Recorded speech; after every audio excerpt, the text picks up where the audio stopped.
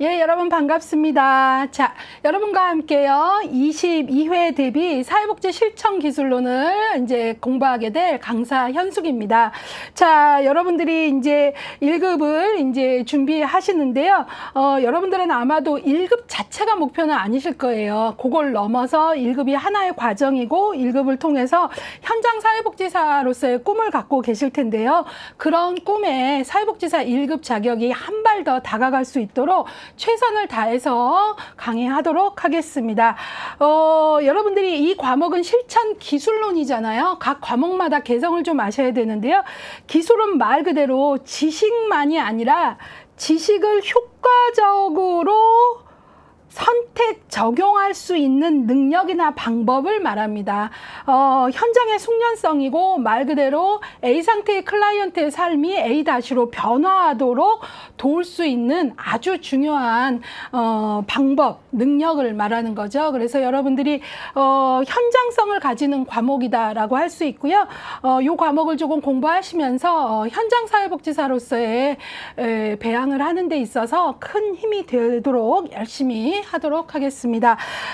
여러분들이 이제 내용들도 좀 많고 한데요. 예, 여러분들 콩나물을 키우면 시루라는 거 있어요. 구멍이 뻥뻥 난 거. 처음에 시루에 물을 주면 물이 다 빠지는 것 같아요. 그래서 의심이 올라와요. 정말 이게 콩나물이 될 수 있을까? 근데 그 의심이 올라와서 매일 물 주기를 멈추면 콩은 썩어버리죠. 그런데 그런 의심이 올라올 때 그때도 계속 할 때, 그러니까 여러분들이 오늘 3시간 공부했어도 내일 다 기억이 안 나거든요.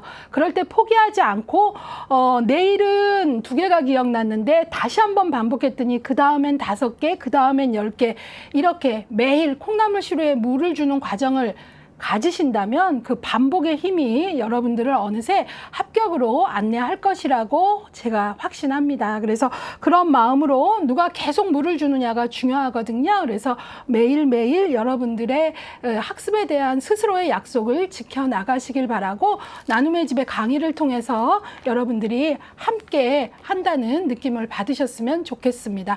자, 사회복지 실천 기술론 보도록 하겠습니다.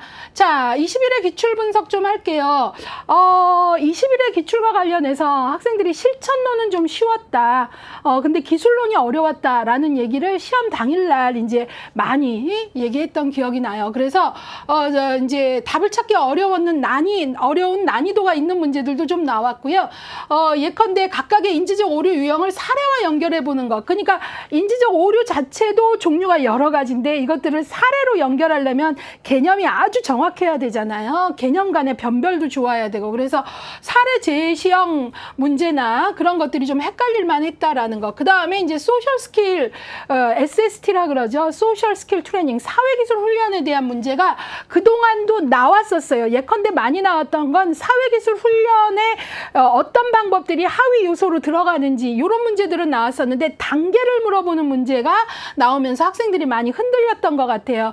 나눔의 집 22회 수험서에서는 이런 단계들이 아주 디테일하게 잘 나와 있습니다. 그래서 그런 단계 또 그다음에 이제 얄럼이 말하는 집단의 치료적 효과 이게 11가지나 되니까 그런 것들 정확히 외웠나? 그다음에 집단의 분류 중에 이제 사회적 목표 모델에 대한 문제가 좀 나왔었어요. 그래서 기본서에 있음에도 불구하고 상대적으로 덜 나왔던 문제들이 이제 그 메인 하나의 그 주된 문제로 나오면서 학생들이 좀 당황했던 것 같아요. 그런 문제들 여러분들이 같이 이제 공부하시면 될 것 같고요. 21회 기출문제 풀이에서 이런 부분들을 다 이제 자세히 설명해 드리고 있거든요. 그래서 여러분들이 그런 것들을 통해서 이제 다시 한번 확인하시면 좋겠고요. 그렇다면 22회 합격 대책 어떻게 해야 될까? 기술로는요, 정말 많은 모델로 이루어졌어요.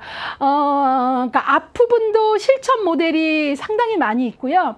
뭐 정신역동, 인지행동, 과제중심 막 이렇게. 그 다음에 이제 뒤에 가면 가족치료 부분에서 가족치료 모델이 또 상당히 많죠. 그러면서 학생들이 이제 이론적인 특징, 모델 간의 개입기술에 대한 변별 뭐 이런 것들이 어려웠고 또 기술론 과목 특성상 또 사례 적용 문제들이 많이 나오니까 그런 부분들까지 우리가 준비를 해야 돼요. 예, 그래서 여기 보시면 사례 문제의 난이도에 따라 정답률 편차가 크게 나타난다. 그래서 보통 2교시 실천론 기술론 그거 그냥 답이 보이지 않아 하는데 그렇지 않습니다. 예, 그래서 기술론을 쉽게 생각하지 말아야 된다라는 얘기를 좀 하고 있어요. 그래서 공부를 어때요? 변별력 있는 공부가 되셔야 돼요. 그냥 한번 쓱 봐서 되는 게 아니거든요. 예, 그래서 여러분들이 변별력 있는 공부가 되려면 앞서 말씀드렸듯이 누가 반복하느냐예요. 예, 누가 콩나물 시루에 물이 다 빠지는 것 같아도 해낼 수 있다는 믿음을 가지고 오늘도 여전히 나와의 공부 약속을 지키느냐, 누가 강의를 열고 집중하느냐, 이게 이제 결국 당락의 차이를 가져올 것입니다. 예, 그런 힘들을 좀 키워보시길 바라고요. 자, 20일에 문제, 요 표 보는 방법만 알려드릴게요. 21회 25문제가 우리 교재 1장부터 13장 중에 어디서 몇 문제가 나왔고 주요 키워드가 뭔가를 정리해 드린 거예요. 그래서 여기 보시면 세 문제가 나왔던 데가 어디인가 이런 것들을 알려주고, 뭐 1장이라면 세 문제 나왔는데 사회복지 실천의 기반, 실천 기술, 문제 우선순위 정하기 이런 게 나왔다. 11장이 세 문제 나왔는데 집단 준비 단계에서 고려할 사항, 초기 단계의 기술, 집단의 성과 평가가 나왔다. 이런 식으로요. 자, 그 다음에 여기 보시면 네 문제나 나온 게 있는데 9장이죠. 가족치료 이론들이 모여져 있는 데죠. 해결중심 모델의 특징, 해결중심 모델의 질문기법, 민우친의 구조적 가족치료기법, 가족치료 모델을 종합한 문제. 그래서 한 챕터에서 네 문제까지. 가족치료는 꾸준히 기출이 높습니다. 예, 그래서 이런 것들을 이제 여러분들이 활용하시길 바라고요. 뒤에 가서 요것들 다 한눈에 보기 표로 정리해 드리니까 큼직하니 보겠습니다. 그 다음에는 이제 요거는 최근 5년간의 데이터 분석을 통해서 최근 5년간, 아까는 요 바로 전 한 해의 문제 25문제가 어디서 얼만큼 나왔느냐를 본다면 이거는 최근 5년간을 보는 거죠. 예, 그래서 여기서도 보시면 9장의 가족 대상 실천 기법, 이게 바로 가족 치료 부분이거든요. 기출이 그래서 최근 5년간 평균 문항수가 4.8, 거의 5문제죠. 예, 그래서 이런 것들 최근 5년간 데이터를 넣어드렸고요. 그 다음에 여러분들이 기출 회독이라는 책을 아마 개념서 다음으로 보시게 될 텐데요. 이 책은 최근 10년간의 기출을 아주 전방위적으로 분석해드린 책입니다. 예, 그래서 최근 10년간의 기출을 분석해드린 거죠. 자, 그래서 이런 어떤 자료들을 적극 활용하시고요. 이걸 한눈에 보기 표로 좀 정리를 해봤습니다. 제가 모든 과목의 첫 강의 OT에서 각 과목의 개성을 알고 그 과목의 구성을 알고 그 과목과 좀 친해지는 게 필요하다 그러잖아요. 그래서 이 표는 이 과목에 어떤 내용들이 있는가, 그 다음에 출제 분포를 좀 보도록 하겠습니다. 이 과목에서는요, 1장 사회복지사의 전문성이 나오고요. 그 다음에 2장부터 6장까지가 바로 실천 모델입니다. 그래서 어떤 모델들이 나오냐면 정신역동 모델, 심리사회 모델, 인지행동 모델, 과제중심 모델, 기타 실천 모델에는 크게 위기개입 모델하고요. 역량 강화 모델이 있거든요. 예, 그래서 이제 한 6개 정도, 하나, 둘, 셋, 넷, 다섯, 6개 정도의 사회복지 실천 모델이 나오는데 결국은 이 모델들 각각을 아는 것도 중요하지만 또 하나는 뭐죠? 동시에 한 문제에 무슨 모델에서 선택지 하나하나 설명이 나올 수 있죠. 그래서 이런 종합형 문제를 풀 수 있게끔. 그래서 이 부분은 제가 강의 맨 끝에 6장이 끝나면 실천 모델 종합 비교표를 넣어드려요. 그래서 각각을 깊이 아는 것과 동시에 동일한 지표를 가지고 이 모델들을 횡으로 비교하게끔 도와드리거든요. 그런 강의까지 좀 적극적으로 들으시고요. 자, 그 다음에 이제 실천 기술론에서는 모델 다음에 또 중요한 비중을 차지하는 게 가족입니다. 예, 그래서 여기 가족을 보시면 7장 가족에 대한 기본 이해, 그 다음에 가족 문제 사정, 그 다음에 그 기출이 높다는 1순위죠. 바로 가족 대상 실천 기법. 이게 바로 가족 치료, 패밀리 세라피 이론들이 여기 보엔, 미누친, 사티어 뭐 다 들어가거든요. 그래서 이 부분이 이제 같이 공부를 해야 되고요. 이건 역시 이제 이제 가족 치료 부분에서는 워낙 많은 학자의 모델들이 나오기 때문에 한눈에 보기표로 동일한 지표로 횡으로 또 비교해 드리거든요. 그런 것들 적극 활용하시고요. 자, 그다음에 그러면 이 가족과 관련돼서 이제 보시고요. 그다음에는 이제 구성이 집단이 두 챕터로 나눠져 있습니다. 그래서 집단 대상 실천 기법과 집단 발달 단계인데요. 여기서 중요한 거는 최근 5년간을 보면 1순위는 가족 치료지만 2순위 랭킹 2가 집단 대상 실천 기법이고 3순위가 집단 발달 단계면 집단이라는 테마가 어찌 보면은 가족을 넘는 거죠. 예, 두 챕터가 2, 3위, 2위, 3위를 차지하고 있다는 건. 그래서 집단의 비중을 조금 알고 가셔야 되겠고요. 그 다음에는 과목의 구성은 실천 기록, 레코딩 되게 중요하죠. 이번 5차 사회복지사 윤리 강령에서는 기록 어떻게 해야 되는 내용까지 들어가 있는데요. 기록에 대한 부분. 그 다음에 이제 우리가 현장에서 일을 할 때 그냥 좋은 일 했어가 아니라 평가가 중요하잖아요. 예, 효과성 있게 일했나. 그래서 이제 실천 평가 부분이 나옵니다. 그래서 실천 기술로는 크게 구성은 바로 전문성, 그 다음에 실천 모델, 가족, 집단, 기록, 평가 이렇게 되어 있고요. 이것들을 이제 이렇게 봤는데 이번에는 이제 문제수로 기출 분포 얘기를 잠깐 조금 하도록 하겠습니다.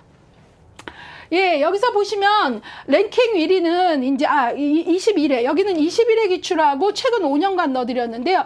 21회 기출에서는 여러분들이 보시면 사회복지사의 전문성 3문제 나왔고요.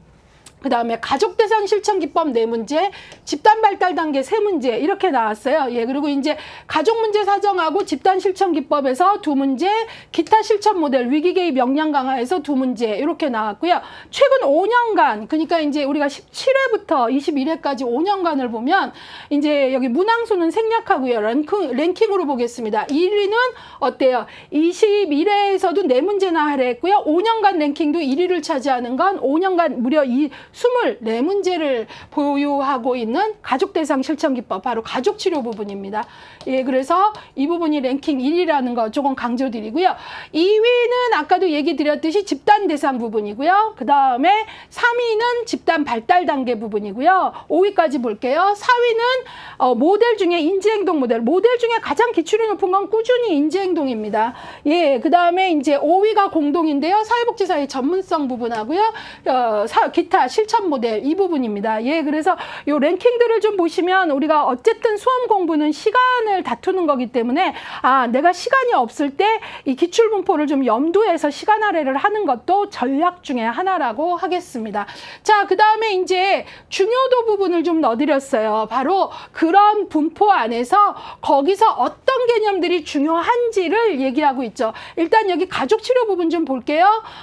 여기 좀 보시면 민우친의 구조적 가족 치료, 그 다음에 해결 중심 아주 꾸준히 기출 높습니다. 보웬의 다세대, 사티어의 경험적, 그 다음에 전략적 가족 치료 이런 것들이고요. 여기서 7장부터 9장까지는 가족에 대한 실천인데요. 특히 이 중에서도 9장 가족 대상 실천, 바로 가족 치료 이론이 많이 나오는데 여기서 공부할 때요. 가족 치료 모델이 여러 가지가 있는데 각 모델의 주요 내용과 모델 간의 차이를 비교 이해하고 각 모델이 제시하는 기법을 적용한 사례 응용 능력이 있어야 된다라는 걸 강조하고 있어요. 예, 그래서 여러분들이 수험 공부를 할 때 이런 어떤 지침들을 이해하면서 전략적으로 공부를 하시길 바라고요. 10장, 11장은 집단인데요. 이 부분에서도 여러분들이 이제 이 두 개가 비중이 2위, 3위 16문제, 14문제 정도거든요. 특히 집단 대상 실천 기법에서는 집단을 분류하는 거 문제로 정말 많이 나오고요. 그 다음에 이제 집단 발달 단계에서는 집단의 각 단계별로 사회복지사의 과업이 변별력 있게 나눠지고 있는가 이런 것들이 잘 나온다. 이런 것들 조금 얘기하고 싶고요. 그 다음에 이제 여기 실천 모델 부분에서는 특히 상대적으로 인지행동 모델이 학습량이 좀 많아요. 예, 이거는 인행사의 행동주의하고도 좀 연결되고요. 그래서 좀 많고, 그 다음에 정신역동 모델이 인행사에도 있고 실천 기술론에도 있는데요. 이 인행사에서 정신역동은 훨씬 더 문제 비중이 높고요. 여기에서는 이제 프로이드만 좀 다뤄지고 있고 상대적으로 기출 분포는 좀 낮지만 선택지 지문의 정신역동은 정답 아니어도 여전히 반복적으로 나옵니다. 예, 그런 것들 조금 아시면서 가면 좋겠습니다. 예, 그래서 여러분들이 요거 자료가 필요하시면 다 출력하실 수 있으니까 출력해서 이 과목의 개성을 좀 잡으시고 과목 구성, 그 다음에 21회 요 바로 전과 최근 5년간 기출 분포를 보면서 전략적 학습 계획을 세우시기를 바랍니다. 자, 그렇다면 OT는 요 정도 하고요. 이제 사회복지사회 전문성 1장을 다루도록 하겠습니다. 예, 2장의 기출 포인트, 실천론에서 공부했던 개별 사회복지 실천의 과정 및 기술 등의 내용을 기술론을 통해 사례 제시형 문제로 출제되곤 한다. 이걸 꼭 아셔야 돼요. 그러니까 여러분들이 2교시 실천론과 기술론이 되게 연동되어 있어요. 그래서 실천론에서 우리가 면접의 기법들을 배우고 실천론에서 개입 과정의 직접 개입, 간접 개입 방법들 배우잖아요. 근데 거기서 끝나지 않고요. 기술론에서는 아까 제가 초반에 기술의 정의가 바로 지식으로 로만 이론과 모델이 있는 게 아니라 케이스에 맞도록 그 지식을 선택 적용해서 삶의 변화를 가져오는 그 능력이 기술이라 그랬잖아요. 그리고 이 기술이 좋을 때 숙련성이 있다라고 말한다 그랬고, 결국은 그 얘기는 케이스 바이 케이스를 할 수 있는 선택 적용 능력이기 때문에 바로 실천론의 그러한 기법이나 과정이 기술론을 통해서 사례 제시형으로, 그래서 사례가 나오고 어떤 기법을 썼느냐 이런 것들. 그래서 1장에는 그 실천론의 면접의 기법이나 개입의 기법들이 다시 한번 정리를 하거든요. 그래서 좀 이따 보시면 그런 거 좀 아셔야 되겠고요. 그 밖에도 이제 우리가 전문적 기반으로 말할 때 과학성과 예술성 말하고 있잖아요. 요거. 그 다음에 이제 실천 지식의 구성 수준에서 우리가 지식이 패러다임이 바뀌면 관점이 달라지고, 관점이 달라지면 그 관점에 맞는 이론이 나오고, 그 다음에 현장에 적용할 수 있는 모델의 정교화가 되고, 이런 얘기들 하잖아요. 그래서 지식의 구성 수준 이런 것들도 문제로 나온다라는 얘기들을 조금 했습니다. 자, 그러면 이제 여기가 크게 두 절로 나눠졌는데요. 예, 여기에서는 이제 사회복지 실천의 전문적 기반에서 과학적 기반과 예술적 기반, 특히 그 중에 이제 우리가 지식 기반으로 어떤 내용들이 있는지 이런 것들. 그 다음에 두 번째로는 실천 기술은 말 그대로 선택 적용하는 능력의 여러 가지 주요 실천 기술을 알아야 되죠. 그래서 여기 보시면 기술에 대한 이해에서 기출이 아주 높은 게 주요 실천 기술이 별 3개까지의 중요도가 나오고 있다라는 거죠. 그래서 그런 것들 조금 염두하시면서 준비해야 돼요. 자, 최근 5년간 기출 경향을 봤더니요. 17회부터 21회까지 봤는데요. 18회 때 정말 1장에서 이렇게 많은 문제가 하고 좀 당황을 했죠. 예, 4문제나 나왔고요. 예, 그 다음에 21회 때 요 바로 전에 3문제. 그러니까 1장이 대부분 그 기출 분포가 많이 높지 않은데 기술론에서는 최근 5년간 조금 그 특수한 현상을 좀 보여주고 있어요. 그래서 최근 5년간 2.2의 문항을 보이고 있거든요. 평균 문항수가. 이런 것들 좀 알고 가시면 전략에 도움이 되겠죠. 예. 그러면 1절을 보도록 하겠습니다. 자, 1절에서는 무슨 개념이 나오냐면요. 과학적 기반과 예술적 기반이라는 게 나와요. 이 개념은 실천론에도 나오는데 기술론에서도 나옵니다. 예, 그래서 여러분들하고 이 얘기를 조금 할게요. 우리가 전문직의 기반이라고 할 때 두 가지, 바로 과학적 기반과 예술적 기반. 우리가 흔히 과학적 기반을 과학성 있게 일해라. 그 다음에 예술적 기반을 예술성 이렇게 얘기를 하죠. 예, 그래서 우리가 그런 얘기해요. 너무나 많이 과학성만 강조하면 기계적 실천이 되기 쉽고, 그렇다고 너무 예술성만 말하면 효과나 효율이 없는 실천이 되기 쉽다. 따라서 이 두 가지는 서로 조화되고 서로 상호 보완되어야 된다. 과학성보다 예술성이 더 중요하고 예술성보다 과학성, 이런 따위의 질문 틀렸다. 상호 보완과 상호 조화를 이루어야 된다. 이런 얘기를 하고 있죠. 자, 그러면 이제 우리가 전문직으로 일을 한다면 전문직의 기반은 과학성과 예술성인데, 과학성은 뭐냐, 예술성은 뭐냐, 이걸 좀 볼게요. 21쪽 보시면 사회복지 실천은 그 문장 잠깐 볼게요. 맨 위에 문장, 과학과 사이언스, 그 다음에 예술, 아트의 조화라고 한다. 과학적 지식에만 의존하는 실천은 기계적 수행이 되기 쉽죠. 원료가 사람인데 기계적 실천이 되기 쉬운 거죠. 아, 어떤 문제, 그 문제는 몇 다시 몇으로 처리해. 이렇게 하기 어렵단 말이죠. 그래서 기계적 실천이 되기 쉽고, 과학성이 결여되고 예술성만 또 얘기한다면 어때요? 효과적인 실천이 이루어지기 어렵다. 따라서 이 둘의 관계는 상호 보완, 상호 조화를 이루어야 되지, 뭐뭐보다 뭐뭐가 더 중요하고 따위의 지문은 틀린 것이다. 라는 거죠. 그래서 그것들을 조금 보실게요. 자, 그러면 일단은 그 밑에 문장을 보기 전에 과학성의 개념과 예술성의 개념을 봐야겠죠. 그래서 21쪽에 보면 과학적 기반의 개념과 특성의 첫 문장, 그 다음에 22쪽에 예술적 기반의 개념과 특징의 첫 문장을 좀 가져왔습니다. 과학성. 과학적 기반 혹은 과학성은 효과적인 개입을 위해서 사회현상, 사회적 조건과 문제, 사회정책과 프로그램, 사회복지 전문직, 다양한 실천 이론과 관련된 지식의 바탕을 두고 이를 적용한다. 지식의 바탕을 둔다라는 건 검증된 증거 기반의 실천을 한다. 그런 얘기예요. 지식의 기반을 둔다. 자, 그 다음에 예술성이라는 것은 예술적 기반 혹은 예술성은 이것만으로는 안 된다. 원료가 사람이기 때문에.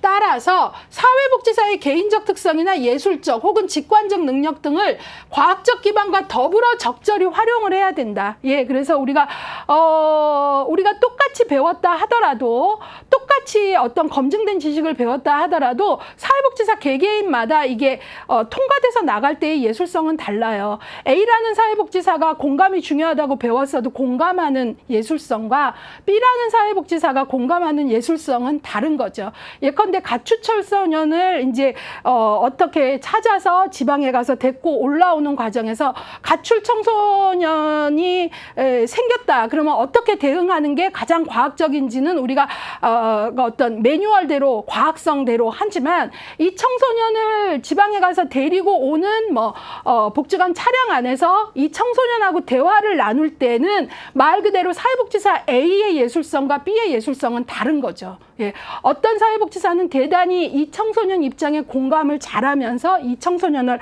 안정시키고 두려움으로부터 벗어날 수 있게 돕고, 그런 걸 그 차량 이동하는 고속도로 2시간 동안 예술성을 제대로 발휘하는데, 어떤 사회복지사는 매뉴얼대로 가출 청소년이 발생했을 때 어찌어찌 해서 절차대로 가장 합리적이고 그렇게 일은 했지만 올라오면서 차량에서 한숨만 쉬고 말을 한마디도 안 한다거나 아주 형식적인 한두 마디만 한다거나 할 때에는 예술성의 차이는 현저히 나는 거죠. 예, 그만큼 이런 두 가지는 같이 가야 되는 거다. 그런 얘기예요. 자, 그래서 이 부분들을 좀 보셔야 되고요. 그러면 이제 문제로 좀 얘기를 한다면, 예컨대 문제로 나온다면 이 개념 정의로만 나오는 것보다 이거는 기술론이잖아요. 그래서 예제로 나올 수 있어요. 그래서 어떤 활동을 하는 건 과학성이고 어떤 활동을 하는 건 예술성인지 그걸 아느냐로 문제가 나올 수 있는 거죠. 그래서 제가 거기 보시면 22쪽에 바로 첫 번째 문장 다음 거 보겠습니다. 사회복지 실천에 있어서 사회복지사는 클라이언트의 변화를 돕기 위해 창의성, 직관적 감정, 개성, 관심, 애정 등을 갖추는 건 예술적 기반이고, 동시에 인간행동, 사회환경, 변화 환경에 대한 지식과 기술, 절차를 이용할 줄 아는 능력, 이 결합되어야 하며 변화 노력을 위한 체계적인 지침을 제공하는 문제 해결의 방법과 결합되어야 된다. 그런 것들은 바로 과학성이라는 거죠. 예, 그래서 우리가 과학적 기반과 예술적 기반을 같이 갖고 있어야 된다. 그래서 어떤 지침, 매뉴얼대로 적용하는 능력, 이런 것들이 과학성이라면 말 그대로 그거에 나를 통해서 그 친구에 대한 관심과 애정, 공감을 표현하는 것, 이런 것들은 예술성. 두 가지가 같이 가야 된다는 거예요. 그래서 그것들 좀 보시고요. 그 밑에 이제 과학적 기반하고 예술적 기반이 다시 한번 설명되는데, 그 개념은 아까 요거 그대로기 때문에 읽지 않을 거고요. 두 번째 문장 개념과 특성에 과학적 방법은 이런 것들이에요. 현상을 연구하고 지식을 형성하기 위한 구체적 접근 방법. 그리고 과학적이라고 얘기할 때는 편견이나 주관성에서 벗어나서 오류를 줄여야 돼요. 대단히 주관적이고 대단히 편견이 있는 건 과학적이지 않은 거죠. 그래서 결국은 그런 것들을 최소화하면서 효율적으로 일할 때 과학성이 있다. 그러면 과학성에 해당하는 요소가 뭐냐? 그 밑에 21쪽 사회적 조건과 문제에 관한 지식, 프로그램과 정책에 대한 지식, 현상에 대한 지식, 전문직에 관한 지식, 사회복지 실천에 대한 지식, 이런 것들이죠. 이걸 더 디테일하게 현장으로 얘기한다면 과학성은 A 사회복지사는 자신이 12회기 한 프로그램을 단위 사례 연구를 통해서 평가를 했다. 그러면 그런 평가 방법을 쓴 것은 과학성이죠. 예, 그리고 어떤 욕구 조사를 통해서 가장 욕구가 높은 뭐를 찾아냈다. 이런 것들은 과학성인 거잖아요. 그런 식으로 좀 현장하고 연결하셔야 돼요. 자, 그 다음에 이제 예술성은 아까 개념 정의는 했고요. 두 번째 문장 보겠습니다. 사회복지사의 다양한 활동이나 개입이 효과적이기 위해서 사회복지사는 클라이언트를 충분히 이해하고 공감해야 하며 원조 관계를 형성 유지할 수 있어야 되고 저항이나 양가 감정을 다루고 클라이언트가 문제 해결에 적극적으로 참여하여 변화를 일으킬 수 있도록 원조해야 된다. 그러니까 가출 청소년을 찾아서 봉고차 타고 한 2시간 오면서 지금 그 아이의 마음은 어떨까? 그 아이의 그 입장이 되어서 감정을 이입하고 공감할 수 있는 것, 이런 것들은 예술성인 거죠. 예. 그래서 그런 것들이 있어야 된다라는 거죠. 그래서 바로 사회복지사는 이제 적절한 방법을 선택, 그것을 적용하는 데 있어서 창의성, 직관, 예술성이 필요하다. 과학적 지식만으로는 완전할 수 없다라는 거죠. 원료가 사람이기 때문에 그렇습니다. 자, 그래서 그런 것들 꼭 아셔야 되고요. 그렇다면 예술적 기반에 해당하는 요소의 단어들이 거기 쭉 나왔네요. 2번 전문적 관계 형성, 용기, 감정이입, 진실성, 융통성, 건강한 인내심, 이런 것들, 예, 그 다음에 에너지, 이런 것들이고요. 거기 건전한 판단력의 학생들이 자꾸 넘어져요. 판단하면 자꾸 판단하니까 예술성이 아니라 과학성이라고 생각을 하더라고요. 그런 것들 좀 유의하셔야 될 것 같습니다. 자, 그러면 이제 과학성과 예술성에 대한 얘기를 했어요. 문제로 나온다면 그런 얘기도 같이 했죠. 어떤 문제들입니까? 과학성의 개념, 예술성의 개념 알고 둘의 관계, 뭐뭐보다 뭐뭐가 중요하고 이런 거 틀렸다 그랬죠. 조화와 보완. 그 다음에 또 나올 수 있는 문제는 다음 중 사회복지사의 전문적 기반으로 성격이 다른 하나는 하고 예제가 나왔는데 4개는 과학성, 1개는 예술성, 이럴 수 있죠. 예, 그런 것들을 찾아내는 문제가 나올 수 있다라는 거예요. 예, 그 얘기했고요. 그 다음에 사회복지 실천의 지식 기반에 대한 것들을 같이 좀 얘기해 보겠습니다. 거기 보시면 21회도 기출이 됐고요. 22쪽에 보시면 중요도 밑에 잠깐 사회복지 실천의 3대 축이죠. 예, 전문직의 3대 축이라 그래요. 그래서 어떤 직군이 프로페션, 전문직이라 함은 이 3가지 요소를 갖춰야 된다라는 거예요. 첫 번째가 지식이죠. 예, knowledge이죠. 두 번째가 기술입니다. skill이라고 그러죠. 그 다음에 가치. 바로 그 직업의 가치와 윤리, 직업적 철학, 이런 것들이죠. 그래서 우리가 어떤 직군을 하나의 프로페션이라고 말하려면, 사회복지 실천의 전문직이다라고 말하려면 이 3가지 요소가 갖춰져야 돼요. 지식만 있을 때 우리가 뭐라 그래요? 저 사람 가방이야 그러잖아요. 든 건 엄청 많은데 가방에서 빼서 적용할 수가 없어요. 그러면 기술력은 없는 거예요. 그렇죠? 근데 또 어떤 사람은 순발력은 좋아서 기술은 많이 있는데 어떤 변화하는 지식에 대해서 꾸준히 학습하지 않아요. 그럼 기술만 있는 거죠. 예, 예, 그런 거예요. 그 다음에 또 가치와 윤리가 없는, 그러면 이제 직업 철학이 없는, 지식도 있고 기술도 있지만 해서는 될 일과 안 될 일 구분 못하고 이런 문제들이 발생하는 거죠. 그러니까 이것 하나만 가지고도 좀 곱씹어 보자 하면 정말 프로페션이란 뭐일까, 이 얘기도 우리가 되게 진지하게 다뤄볼 만한 테마입니다. 자, 근데 여기서 이제 중요한 거는 지식 기반에 대한 얘기부터 하고 있어요. 자, 그래서 사회복지 실천의 전문적 기반 중에 과학적 기반은 사회복지사의 과학적 이론, 지식을 바탕으로 사회복지 실천을 수행해야 한다는 것을 의미한다. 그랬어요. 그렇다면 이제 우리가 지식을 바탕으로 수행을 해야 되는데, 많은 학자들은 그렇다면 사회복지직이 전문직이 되려면 어떤 지식들이 필요한가를 연구했어요. 그게 바로 이제 나와 있는 거죠. 그래서 바로 교재 25쪽까지 해버드가 제시한 사회복지사에게 필요한 지식, 존슨이 제시한 사회복지사의 지식 기반, 미국 사회복지사협회 NASW 규정에서 효과적인 사회복지 실천을 위해 필요한 지식이 뭔가, 이런 것들을 지금 정리해 드린 거예요. 그래서 바로 21쪽부터 23쪽까지 되는데 이거 좀 큼직하게 볼게요. 해버드는 4가지로 말했어요. 인간행동과 사회환경에 대한 지식. 이거 여러분 보시는 8과목을 생각하면 그냥 외워집니다. 이게 바로 인행사죠. 1교시. 1교시. 그 다음에 사회복지 정책과 서비스. 이게 바로 어때요? 3교시 정책론, 행정론, 법제론 이런 것들이겠죠. 3교시. 그 다음에 사회복지 실천 방법에 대한 거. 실천론, 기술론, 그 다음에 뭐예요? 지역사회복진 이런 것들이 이제 2교시고요. 조사 연구에 대한 거 조사론이죠. 예, 1교시. 예, 결국은 여러분들이 왜 다른 자격증보다 8과목이나 되고 너무 많아 이런 얘기 하는데요.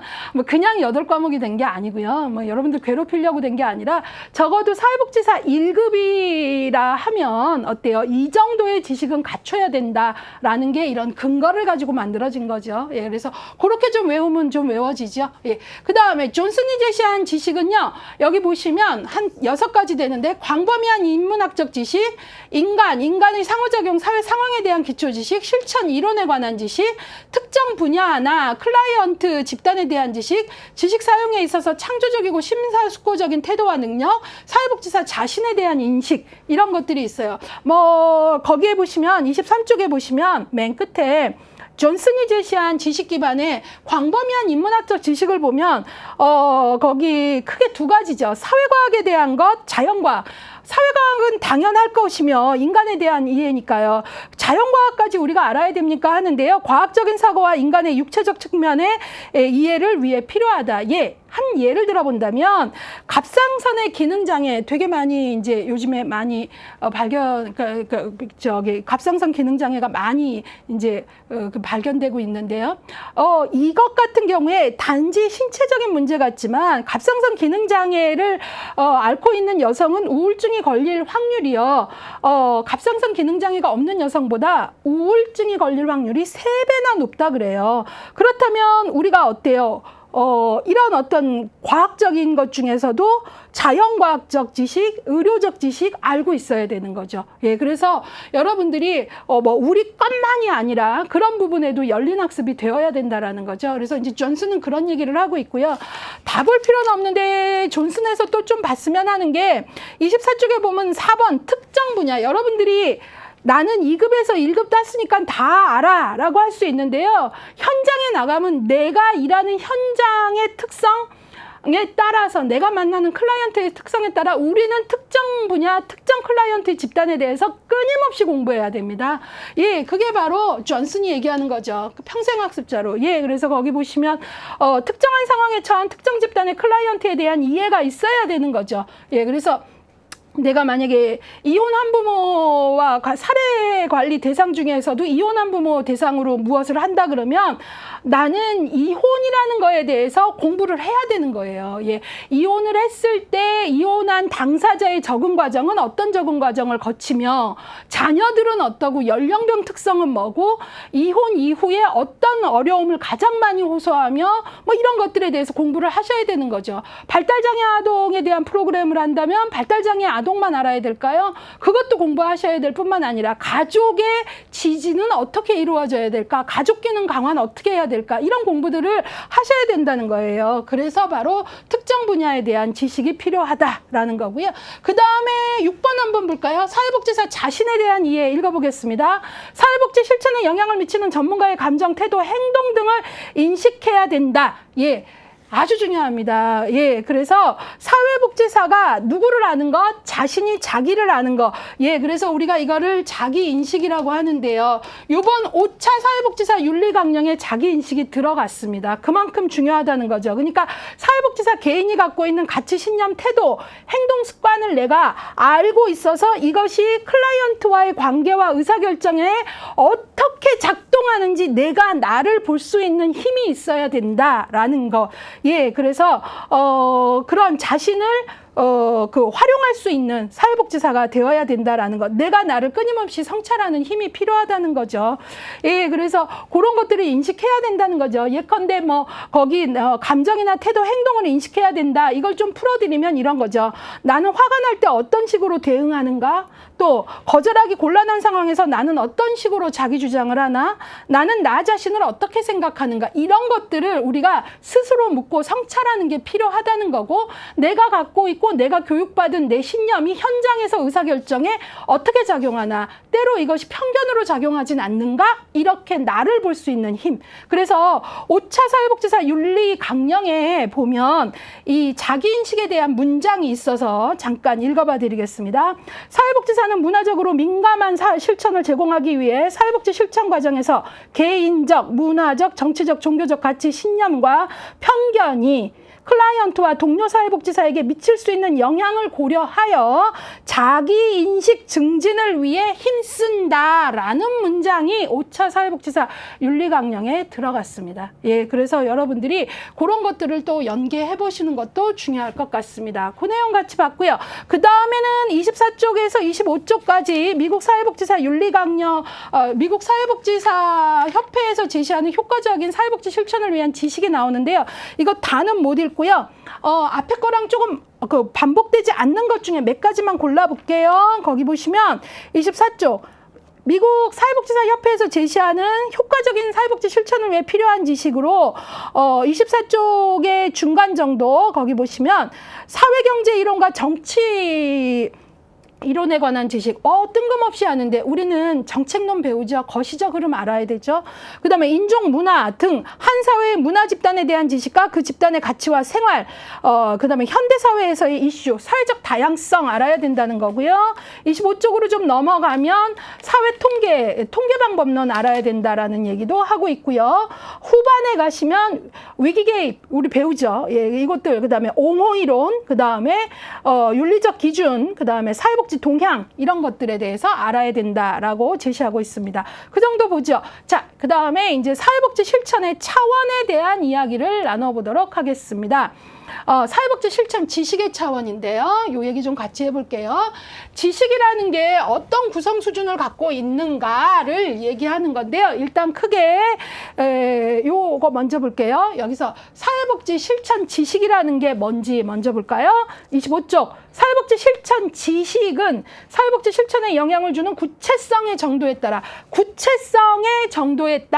구체성, 패러다임, 시각, 이론, 모델 등의 형태로 나누어진다. 자, 여기 볼게요. 여기가 실천 현장이 여기라면, 자, 여기서 아까 구체성의 수준에 따라라 그랬는데요. 우리가 패러다임이 바뀌면 관점이 달라지고, 관점이 바뀌면 이론이 새롭게 나오고, 이론의 어떤 방법론적 정교화를 한 그 이론에 해당하는 모델이 나오고, 그 다음에 실천 현장으로부터 나오는 노하우 같은 거 있잖아요. 이것들은 되게 경험적이고 귀납적이죠. 그리고 조금 어떤 건 검증되지 않고 그럴 수는 있어요. 좀 비구조적이고요. 근데 이런 실천 현장에서 나오는, 이건 내가 경험해봐서 아는데 라거나, 이건 나만의 노하우인데 내가 지금 벌써 현장 몇 년이냐, 이런 것들이 있잖아요. 그런 것들이 이제 실천 지혜인 거죠. 그래서 우리 이쪽 위로 올라갈수록 추산성이 높고요. 이게 아주 중요하죠. 그 다음에 아래로 내려갈수록 뭐가 높은 거죠? 구체성이 높은 거죠. 구체성은 어디로 갈수록? 아래로 내려갈수록. 이게 방향이 아주 중요합니다. 구체성은 아래로 내려갈수록 실천 현장에 적용할 수 있어야 되니까 구체성이 높은 거고요. 위로 올라갈수록 시각, 패러다임 이렇게 올라갈수록 추상성이 높은 거죠. 요 맥락을 먼저 아시는 게 첫 번째예요. 그러면 이제 각각의 지식의 구성 수준을 한 개념으로 보자 그런 거죠. 패러다임이 뭐냐? 가장 추상적이죠. 예, 틀로서 세계관과 현실에 대한 인식 방향을 결정하는 역할을 한다 그랬어요. 그래서 이제 우리가 패러다임이 바뀌면 이런 얘기를 하는 거죠. 그래서 사회복지 실천의 패러다임은 거기 보시면 초창기에는 진단, 치료, 사후적 이런 거였잖아요. 그래서 되게 의료적 개념 많이 했는데요. 이제 나중에는 어때요? 우리의 패러다임이 생태적 패러다임으로 바뀌죠. 그래서 그런 어떤 환경까지 볼 수 있는 걸로 바뀌게 되죠. 그 다음에 시각 관점 볼까요? 말 그대로 패러다임보다 조금 더 구체적이죠. 내려갈수록 구체적인 거니까요. 예, 그래서 사회복지 실천에서 이제 우리가 패러다임이 바뀌면 관점이 달라진다 그랬는데, 이런 관점의 대표적인 게 바로 뭐죠? 초창기에 뭐예요? 병리적 관점, 진단이란 말 많이 쓰고 뭐가 잘못됐지? 결함 중심. 이게 이제 뭘로 바뀌어요? 강점 관점으로 바뀌잖아요. 이런 관점이 바뀌고 시각이 바뀌고 그 얘기예요. 예. 그 다음에 넘기시면 이론. 그런 달라진 시각에서 어떤 이론이 나오잖아요. 그래서 특정 현상을 설명하기 위한 가설, 개념, 의미의 집합체를 이론이라고 합니다. 그래서 우리는 뭐 정신분석 이론 이런 것들도 있고, 뭐 그러니까 정신분석 이론은 관점으로 보면 병리적 시각이죠. 근데 생태체계 이론은 어때요? 관점으로 보면은 강점 관점에서 나온 이론이죠. 그런 식으로요. 그 다음에 이제 모델은 이론보다 훨씬 더 구체적인 거죠. 그래서 모델은 원칙, 방식, 그 다음에 적용 방식 이런 실천 과정에 더 필요한 적용 방법을 제시해요. 근데 이때 모델에서 좀 유의할 점이 있는데요. 하나의 이론에서 하나의 모델이 나온다 이런 생각은 하지 마세요. 읽어볼게요. 모델은 이론을 기반으로 도출되기도 하고, 그러니까 정신분석 이론은 정신분석 모델, 행동주의 이론은 행동수정 모델 이렇게 나오기도 하지만 다양한 이론들을 절충해서 하나의 모델이 만들어지기도 해요. 그런 걸 우리는 절충 모델이라 그러고, 우리가 배우는 것 중에 대표적인 절충 모델이 심리사회 모델이에요. 그래서 심리사회 모델 배우면 심리사회 모델에 영향을 미친 이론들이 나와요. 예, 그런 식으로 하나의 이론에서 하나의 모델이 나오기도 하지만 절충 모델도 있다라는 것까지 아셔야 되겠습니다. 예, 그 다음에요. 실천 지혜, 뭐 직관이라고도 하고요. 암묵적 지식이라고도 하죠. 그러니까 이 얘기는 검증되거나 그런 건 아니에요. 뭐 현장 내가 뭐 짬밥이 몇 년이냐, 이건 나만의 노하우다, 뭐 이런 얘기들 있을 수 있잖아요. 내 경험상 아는데 이런 것들. 근데 이게 또 아주 무시하기 어려운 것들, 어떤 현장 경험에서 나오는 직관 같은 게 또 잘 적용되기도 해요. 그러나 이제 함부로 직관을 사용하면 안 되죠. 그래서 이제 실천 현장에서부터 얻어지는 거니까 거기는 그 단어가 중요한 거죠. 바로 귀납적, 경험적으로 얻어지는 지식을 말한다. 귀납적. 그 다음에 사회복지사의 직관에 따라, 그 다음에 너무나 중요한 게 구조적인 지식이 아니잖아요. 아직 검증을 비구조화된 지식이다라는, 그것이 하나의 한계이기도 한 거죠. 그래서 21회 요 바로 전에 여기서 문제가 나왔는데 이런 거죠. 바로 실천지혜는 구조화된 거다 X이죠. 실천지혜는 구조화된 지식이 아니라 거기 뭐라 그랬어요? 비구조화된 지식, 경험적, 귀납적이라고 얘기했잖아요. 문제가 거기까지 나와요. 그러니까 여러분들이 이런 문제, 사회복지사의 지식의 구성 수준 하면, 아, 패러다임 관점, 이론, 모델, 실천지혜 다 외웠어. 위로 갈수록 추상, 아래로 갈수록 구체 다 외웠어 하면 이제 못 푸는 거죠. 지식의 수준을 순서대로 나열하시오. 추상성이 높은 순서로 나열하시오. 구체성이 높은 순서로 나열하시오도 나올 수 있죠. 예. 근데 이제는 각각의 개념정의 정확히 아느냐? 그 다음에 아주 디테일하게 정확히 실천지혜는 구조화된 게 아니라 비구조화된 거 알고 있느냐? 경험적이고 귀납적인 거 알고 있느냐? 이런 것들이죠. 예, 그래서 여러분들이 그런 것들을 정확히 잡으셔야 되고요. 요걸 이제 요거와 관련돼서 조금 큰 흐름을 조금 말씀을 드리고 갈게요. 우리가 사회복지 실천에 있어서는 큰 흐름이 뭐냐면, 이제 의료적인 개념에서 무슨 개념으로 바뀌고 있어요? 생태체계적 개념으로 바뀌고 있고요. 그 얘기는 다시 말해서 무슨 관점에서? 병리적 관점에서. 이때는 우리가 진단이란 말 막 쓰고 그러잖아요. 무슨 관점으로? 강점 관점으로 바뀌죠. 그래서 생태체계 하면은 우리가 생태체계 이론은 강점 관점이라 그러죠. 예, 그래서 여기선 진단이라는 말을 안 쓰고 사정이라는 말 쓰고요. 사정 어세스먼트에서 우리가 뭐예요? 클라이언트의 어려움만 사정하지 말고 문제 사정만 하지 않고 뭐도 하죠? 강점도 사정하세요 이러잖아요. 이런 흐름의 큰 변화를 아는 게 중요합니다. 예, 그래서 뭐 이런 것의 대표적인 이론이 그 정신분석이라면 여기는 이제 생태체계, 브롬펜브렌의 생태체계 이론이죠. 예, 그래서 이런 어떤 흐름들을 아셔야 된다라는 거죠. 그래서 우리가 뭐 이런 것들을 잘 아셔야 요 내용을 안다는 거예요. 큰 흐름 흐름이 어떻게 변화되고 있는가. 우리 사회복지사의 정체성이 의료적인 모델, 의료적 개념이 아니라 생태체계적, 병리적 관점 아니라 강점 관점 이런 식으로 바뀌고 있다라는 걸 아셔야 되겠다라는 얘기까지 하겠습니다. 예, 그래서 그 얘기 봤고요. 이제 두 번째 절로 넘어가도록 하겠습니다. 사회복지 실천 기술에 대한 이해 부분입니다. 이 부분은 뭐 아주 많이 나오진 않지만 그래도 이 과목이 뭡니까? 기술론 아닙니까? 그래서 기술이 뭔지 알아야 되겠는데요. 거기 조금 보시면 일단 27쪽에 이렇게 생긴 거 나오죠. 요거는 보충 자료 하나만 첫 번째만 설명할게요. 거기 보충 자료 나오는데요.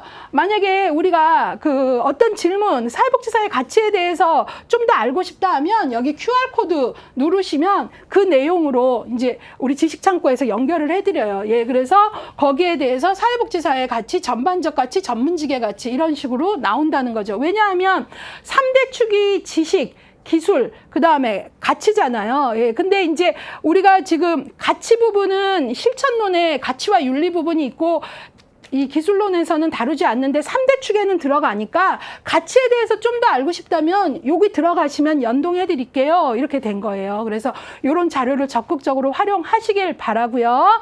이제 그러면 기술에 대한 이해 보겠습니다. 사회복지 실천 가치로 제시되는 내용은 아주 다양한데 다음에 제시된 내용을 기본적인 실천의 가치로 이야기한다. 왜냐하면 우리는 지금부터 기술을 본격적으로 말할 건데 3대 축이 지식, 기술, 가치인데 지식은 아까 1절에서 말했고 그 다음에 가치는 잠깐만 조금 보고 가자 한다면 어떤 가치? 인간의 권리에 대한 존중, 그 다음에 개인의 자유에 대한 헌신, 자기결정에 대한 지지, 사회적 책임감 이런 것들이 사회복지 실천이 추구하는 가치다. 이렇게 연결을 해드린 거예요. 그거는 그 정도 보고요. 이제 우리가 여기서 집중적으로 다루는 건 도대체 사회복지 실천론이 있고 기술론이 있는데 도대체 기술이 뭔가 이거를 보겠다. 그 얘기입니다. 예, 그래서 거기 보시면 27쪽부터 28쪽까지의 내용이 있는데 첫 번째가 사회복지 실천 기술의 개념이 나오죠. 예, 그 다음에 넘기시면 사회복지 실천 기술의 특징이 나와요. 그래서 이거 동일한 내용인데 제 딴에는 이 부분이 이 과목의 정체성이고 중요하다고 봤기 때문에 좀 시각화를 해드린 거예요. 교재에 없는데요. 그러실 필요 없어요. 다 그대로 있는 내용입니다. 그러면 1번에 사회복지 실천 기술의 개념. 기술론이니까요. 자, 기술이 뭐냐? 사회복지사가 실천활동을 수행함에 있어 지식을 효과적으로 이용하고 적용할 수 있는 능력이나 방법. 그러니까 기술론이라고 할 때는 지식만 있어서 가방은 꽉 찼는데 빼내지 못하면 나는 숙련성 있는 사회복지사는 아닌 거예요. 그렇죠? 바로 지식을 효과적으로 이용하고 적용할 수 있는 케이스 바이 케이스로 같은 가출 청소년이어도 A의 케이스하고 B의 케이스, C의 케이스가 다르단 말이죠. 모두 다 획일적으로 가정복귀, 학교복귀를 목적으로 한다. 위험합니다. 예. 가정에서 성폭행이 있어서 나온 아이는 무조건 가정복귀가 답이 아니죠. 학교에서 심각한 왕따로 한 아이는 학교가 회복되지 않았는데 그대로 놓으면 아이 또 나오거나 더 치명적인 선택을 할 수 있거든요. 그렇기 때문에 바로 지식을 효과적으로 선택, 적용할 수 있는 능력이나 방법을 기술이라고 얘기합니다. 그래서 사정, 자원 개발, 구조 변화, 숙련성이 있어야 되고요. 그 다음에 여기 이 문장이 중요해요. 제가 3대 축이라고 할 때 전문직에 뭐예요? 지식, 기술, 가치라 그랬잖아요. 얘네는 서로 작용을 하는 거예요. 그렇기 때문에 지금 우리가 얘기하는 건 기술이지만 기술만 잘하면 되는 게 아니라 뭐와 조화를 시켜야 돼요? 바로 가치와 지식과 조화를 시켜서 행동으로 옮기는 것이다. 그래서 궁극적으로 우리는 클라이언트의 소셜 펑션, 실천론에서도 나오죠. 사회적 기능화, 사회적 부적응이 적응으로, 사회적 역기능이 기능으로 갈 수 있게끔 사회적 기능 향상을 목적으로 한다. 이게 이제 실천 기술의 핵심이에요. 그러니까 실천 기술이 뭐냐? 그러면 여러분들은 적어도 선택 적용하는, 지식을 선택 적용하는 능력, 케이스 바이 케이스의 능력, 이런 얘기들을 할 수 있어야 되고 그런 숙련성이 중요하다는 걸 알고 계셔야 돼요. 그러면 실천 기술은 어떤 특징을 갖느냐 해갖고 2번으로 넘어가시면 거기 지금 28쪽에 실천 기술의 특징 나왔죠. 그거를 그대로 그냥 이렇게 순서대로 한 거예요. 한번 볼게요. 실천 기술은 상황에 따른 기술을 적용하기 때문에 특정 특정 상황에 맞는 기술을 선택하고 활용하는 능력이 필요하다. 첫 번째 특징. 두 번째, 실천 기술은 이것 중요하죠. 특정 이론에만 제한돼서는 안 되며, 나는 프로이드로 박사학위를 땄기 때문에 모든 클라이언트는 프로이드적 접근 방법으로 훈수비 최고야. 그러시면 안 된다는 거예요. 바로 특정 이론에만 제한돼서는 안 되며, 다양한 이론이나 방법적 요소들을 특정 상황이나 문제에 적절하게 선택해서 사용할 수 있는 게 기술력이 있다라고 얘기한다는 거예요. 자, 그 다음에 사회복지 실천 기술은 사회복지사가 가지고 있는 기본적인 자질에 따라 달라질 수 있지만 지식을 기반으로 하기 때문에 어때요? 개발될 수 있고 학습될 수 있다. 예, 이것도 중요해요. 그래서 기술은 끊임없이 뭐 될 수 있다? 개발될 수 있고 학습될 수 있다. 마지막, 현장에서의 훈련, 보수교육, 전문적 자문, 슈퍼비전, 사례회의, 이용자 욕구조사 등을 통해 기술은 향상될 수 있다. 이런 것들이 이제 실천 기술에 대한 개념과 특징입니다. 예, 그래서 여러분들이 기술이 뭐냐 할 때, 이거 결국은 우리의 정체성 아닙니까? 예, 그날 기분에 따라 내 오늘 컨디션 좋으면 더 착하게 클라이언트에게 친절하고, 컨디션 나쁘면 좀 불친절하고, 이런 거는 우리가 기술력도 없고 전문적 철학도 없는 거잖아요. 그러니까 이런 것들을 좀 정확히 알고 가자라는 거죠. 자, 그래서 이것들인데요. 실제 이제 요 기술의 특징과 관련돼서 이런 문장들 이게 나올 수 있는 거죠. 사회복지 실천 기술은 학습을 통해 얻어질 수 없다. X이죠. 개발될 수 없다. X잖아요. 이런 것들, 예, 이런 것들 정확히 보셔야 되고, 우리가 지금 이런 지문들은 뭐예요? 지식을 말하는 건가? 선택, 적용, 활용하는 능력이 지식은 아니잖아요. 이런 것들을 정확히 변별하시는 게 중요하다라는 겁니다.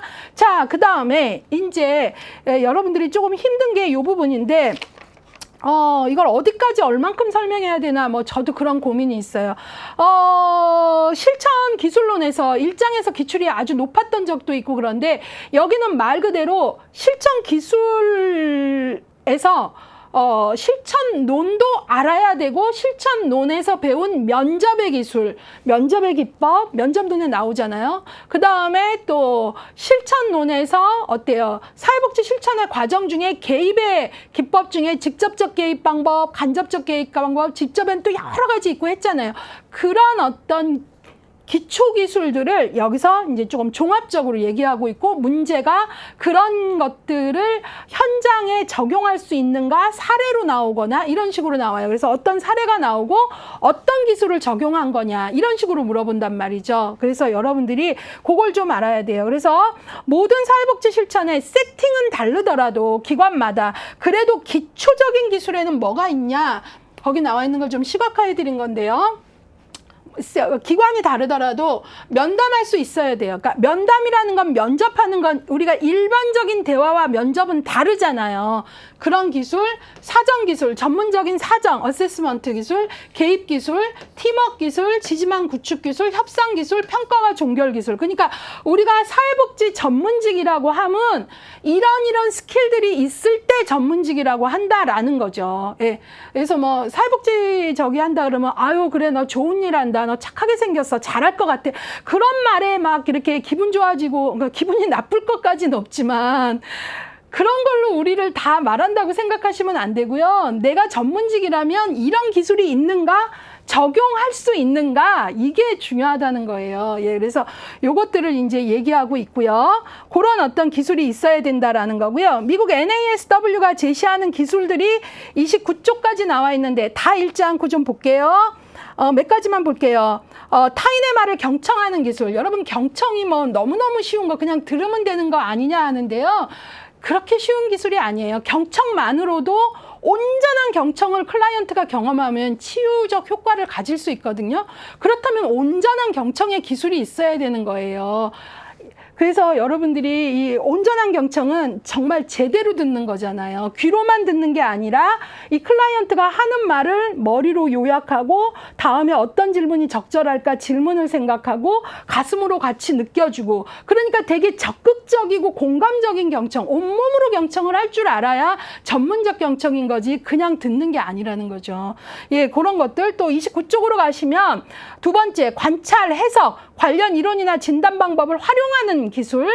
또 중간쯤에 갈등 관계에서 중재하고 협상하는 기술, 또 가운데 소진이나 위기 상황에 지지적으로 반응하는 기술, 또 복잡한 심리 사회적 현상을 해석하는 기술, 그 다음에 또 하단에 스트레스를 다루고 스트레스 하에서 업무를 수행하는 기술. 이거 뭐 정말 어려운 기술 아닙니까? 근데 실제로 우리는 스트레스 하에서 업무를 진행해야 돼요.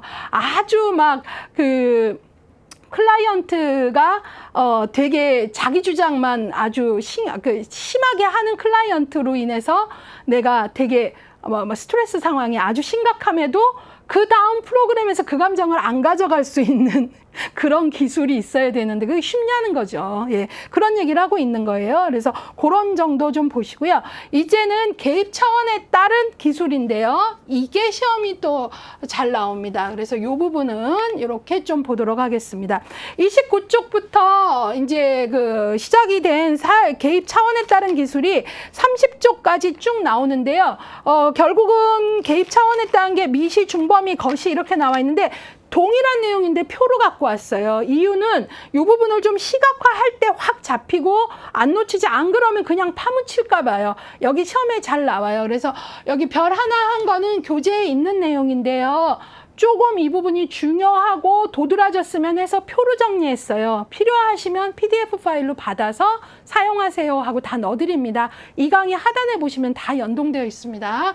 자, 그러면 개입 차원에 따른 기술 보겠습니다. 29쪽 맨 끝에 문장, 사회복지 실천 기술은 사회복지사가 관여하는 클라이언트의 체계 수준에 따라, 그러니까 클라이언트의 체계 수준, 개인이냐, 가족이냐, 집단이냐, 지역사회냐, 이 수준에 따라서 미시, 중범위, 거시로 나뉜다. 예, 그래서 개입 차원에 따른 하면 그 말을 이해하셔야 돼요. 그래서 넘기시면 미시, 중범위, 거시로 설명하겠습니다. 자, 교재하고 동일합니다. 미시, 중범위, 거시. 암기사항이죠. 예. 자, 시험 문제에서 개입 차원에 따른 실천 기술을 바르게 나열한 것은 하면 이 세 가지 묶어야지 엉뚱한 거 묶으면 안 돼요. 자, 근데 그 다음이 더 중요해요. 미시라 하면 대상을 어느 수준까지 봤냐면 개인, 부부, 가족을 포함하는 이에요. 그러니까 미시라고 할 때는 개인, 부부, 가족. 학자에 따라서는 가족을 중범위에 넣기도 하는데요. 그런 예외성을 제외하고는 기본적으로. 예, 그래서 여기는 바로 특징이 1대1로 클라이언트와 접촉. 그래서 직접 서비스. 그러니까 미시적 개입을 한다는 건 클라이언트와 직접, 대면 접촉, 페이스 투 페이스. 얼굴과 얼굴을 맞대고 직접 만나서, 그래서 주로 직접 서비스를 많이 하죠. 예, 그래서 여기에서는 구체적으로 이제 미시 차원의 기술은 대인관계 기술, 그 다음에 면접 기술, 직접 만나서 내가 지금은 공감, 지금은 경청해야지, 지금은 관찰을 좀 더 해야 되겠구나, 지금은 직면이 필요한 것 같아, 이런 어떤 면접 기술, 대인관계 기술이 필요하다. 예, 그거고요. 1대1 접촉. 그 다음에 중범위는 말 그대로 가족 생활보다는 덜 민첩한 대인관계, 조직과 기관들 대표 사이보다는 더 의미 있는 자조 집단이나 치료 집단의 구성원 관계, 또 학교나 직장, 이웃 등에서 동료 간의 관계. 그러니까 쉽게 말해서 중범위는 의미가 부여된, 익명의 집합이 아니라 의미가 부여된 집단을 얘기하는 거예요. 집단. 그냥 사람이 모여져 있는 게 아니라 자조 집단의 구성원, 치료 집단의 구성원, 학교에서 나하고 친한 친구, 직장에서 나하고 의미 있는 관계의 동료, 뭐 이런 식으로 의미가 부여된 집단이에요. 그래서 중간 수준 역시 이제 학자에 따라서는 가족의, 집단의 의미가 있으니까 가족을 넣기도 하는데, 일단은 미시, 개인, 부부, 가족 이렇게 외우시고, 중범위는 의미가 부여된 집단으로 이해하시는 게 좋습니다. 자, 그래서 이 중범위 차원, 집단에 개입을 하려면 어떤 기술이 필요한가? 아까 미시, 개인에게 뭐 면접 기술이라면 집단의 기술은 집단의 역동성을 아는 거, 이런 거죠. 근데 그렇다면 중범위에서는 미시기술 전혀 사용 안 하느냐? 아니죠. 미시기술의 관계를 형성하는 거거나 의사소통 기술은 여전히 집단에서도 쓸 수 있는 거죠. 그래서 미시기술에서 대인관계 기술이 어디서도 쓰인다? 집단에서도 쓰인다. 이걸 꼭 아셔야 되고요. 그 다음에 거시 수준은 어때요? 서비스를 직접 전달하는 것과는 거리가 멀어요. 여기 미시와 중범위는 둘 다 아닌 경우도 있지만 대부분 직접 서비스예요. 다이렉트 서비스. 근데 거시는 직접 전달하는 것과는 거리가 먼, 직접이 아니라 간접이라는 거죠, 주로. 그래서 사회계획, 지역사회 조직화 과정을 포함하며 사회복지사는 문제를 다루기 위해 개인, 집단, 조직으로 구성된 지역사회 행동체계를 원조하는 전문적인 변화 매개자로서의 역할을 한다. 그래서 여기는 주로 대상이, 여기는 한마디로 바로 지역사회예요. 커뮤니티. 예. 그리고 직접 만나서 하기보다는 주민 조직화 기술, 그다음에 정책 결정자에게 접근하는 것, 자금 동원 기술, 행동 주도 기술, 협상 기술, 옹호 기술, 대변 기술, 이런 것들이 속하는 거죠. 예. 그래서 여기는 주로 간접 서비스다. 예. 그래서 요 두 개는 주로 클라이언트하고 뭐 하죠? 대면 접촉을 하죠. 바로 페이스 투 페이스. 예. 근데 이거는 지역사회를 대상으로 클라이언트 꼭 만나지 않고도, 거시기술에서는 클라이언트를 꼭 만나지 않고도 클라이언트와 관련된 어떤 법의 제정이나 개정을 위해 연판장 서명 운동을 한다, 피켓팅을 한다, 자금을 동원한다, 이런 것들이 거시에 들어갈 수 있는 거죠. 자, 그러면 이제 이 부분이 문제로 나온다면, 이 부분은 실천론에서도 나오거든요. 그리고 문제로 얼마든지 나오고 오지선다형 선택지에 자주 인용이 되는데요. 바로 뭐예요? 개입 차원에 따른 분류로 맞는 것은 틀린 것은 나올 수 있죠. 예, 그럴 때 미시기술에는 지역사회가 포함되며 하면 아니죠. 지역사회 이쪽이잖아요. 그쵸? 그 다음에 우리가 이런 걸 얘기할 수 있는 거죠. 미시기술에서는 주로 만약에 옹호 기술이나 협상 기술을 사용한다 하면 틀렸죠. 주로 여기에 해당하는 거잖아요. 그러니까 개인 면접, 가족 치료 이런 것들이 들어가겠죠. 미시에는. 그리고 여기는 집단 역동을 활용한 기술이 들어갈 거 아니에요. 그래서 바로 그런 지문들을 찾아낼 수 있어야 되는 거예요. 그래서 미시하면 개인, 부부, 가족, 중범위, 의미가 부여된 집단, 거시, 지역사회. 미시 중범위는 주로 직접적 개입 서비스, 거시는 간접적 서비스, 그 다음에 어떤 활동들의 예가 나오면 이거는 미시, 이거는 중범위. 예컨대 이럴 수 있는 거죠. 개입 차원의 기술의 성격이 다른 하나는 4개는 미시, 가족 상담했다, 개인 면접을 했다, 가족 치료를 했다, 이런 건데 하나만 지역사회 자금 동원 캠페인을 했다, 이런 것들이겠죠. 그런 걸 찾는 게 중요하다, 그 얘기입니다. 예, 그래서 문제로도 어떻게 옷을 입을 수 있는지 동시에 강의했습니다. 예, 그 얘기 보시고요. 자, 그러면 거기까지 봤고요. 30쪽 4번 사회복지사의 역할에 따른 기술이 나오는데요. 현장 이 역할 부분도 실천론에 가면 자세히 나오는데 여기선 큼직하게 보겠습니다. 사회복지사의 역할도 우리는 말 그대로 뭐예요? 역할 모자를 하나만 쓰고 나는 그냥 죽으나 사나 교사 역할만 할 테, 이러면 안 된다는 거잖아요. 케이스에 맞고 동일한 케이스여도 시간의 흐름이나 욕구의 변화에 따라 내 역할은 달라져야 되죠. 지금은 옹호자 역할의 모자를 쓰고 지금은 내가 교육자를 해야 되고, 이런 것들을 할 수 있을 때 숙련성 있는 워커라고 얘기하잖아요. 예, 그래서 역할이 다양하다는 거죠. 조력자 역할의 기술, 중개자, 현장활동가, 옹호자, 평가자, 교사, 행동변화가, 자문가, 지역사회 계획가, 보호제공자, 정보제공자, 행정가, 행동가. 일단은 이런 내용들이 실천론 가면 더 자세히 나와 있어요. 그래서 1장에 여기서 기술론의 기출이 높다 그래도 설명을 어디까지 해드려야 되나, 이게 설명이 너무 길어지니까 좀 고민이 되는데 큼직하게 보겠습니다. 일단은 교재를 보시면 각각의 역할에 대해서 개념 정의가 나와 있죠. 다 읽지 않고 몇 개만 볼게요. 거기 조력자, 클라이언트가 자기 스스로 문제를 해결할 수 있는 능력을 기르고 필요한 자원을 찾도록 돕는 것, enabler, 조력자라고 하고요. 중개자 보겠습니다. 욕구가 있는 사람에게 적절한 서비스 및 자원을 연결시켜주는 것, 이런 거죠. 예. 그 다음에 몇 가지만 볼게요. 옹호자 볼게요. 클라이언트를 대신해 대변해주는 역할을 하며 특정 서비스에 클라이언트가 거부당하게 될 때 서비스를 확보하고 서비스를 확대할 수 있도록 원조하는 것. 또 31쪽에 교사 한번 볼까요? 클라이언트에게 새로운 정보나 지식, 기술을 배울 수 있도록 도와주고 가르치는 것. 그런 것들이 있죠. 그리고 이제 쭉 여러 가지 역할들이 있는데요. 다 읽진 않을게요. 우리가 실천론 가면 3장에 현장에 대한 이해가 나오는데 거기에 가면 역할이 아주 디테일하게 나와요. 여기서 문제 위주로 설명할게요.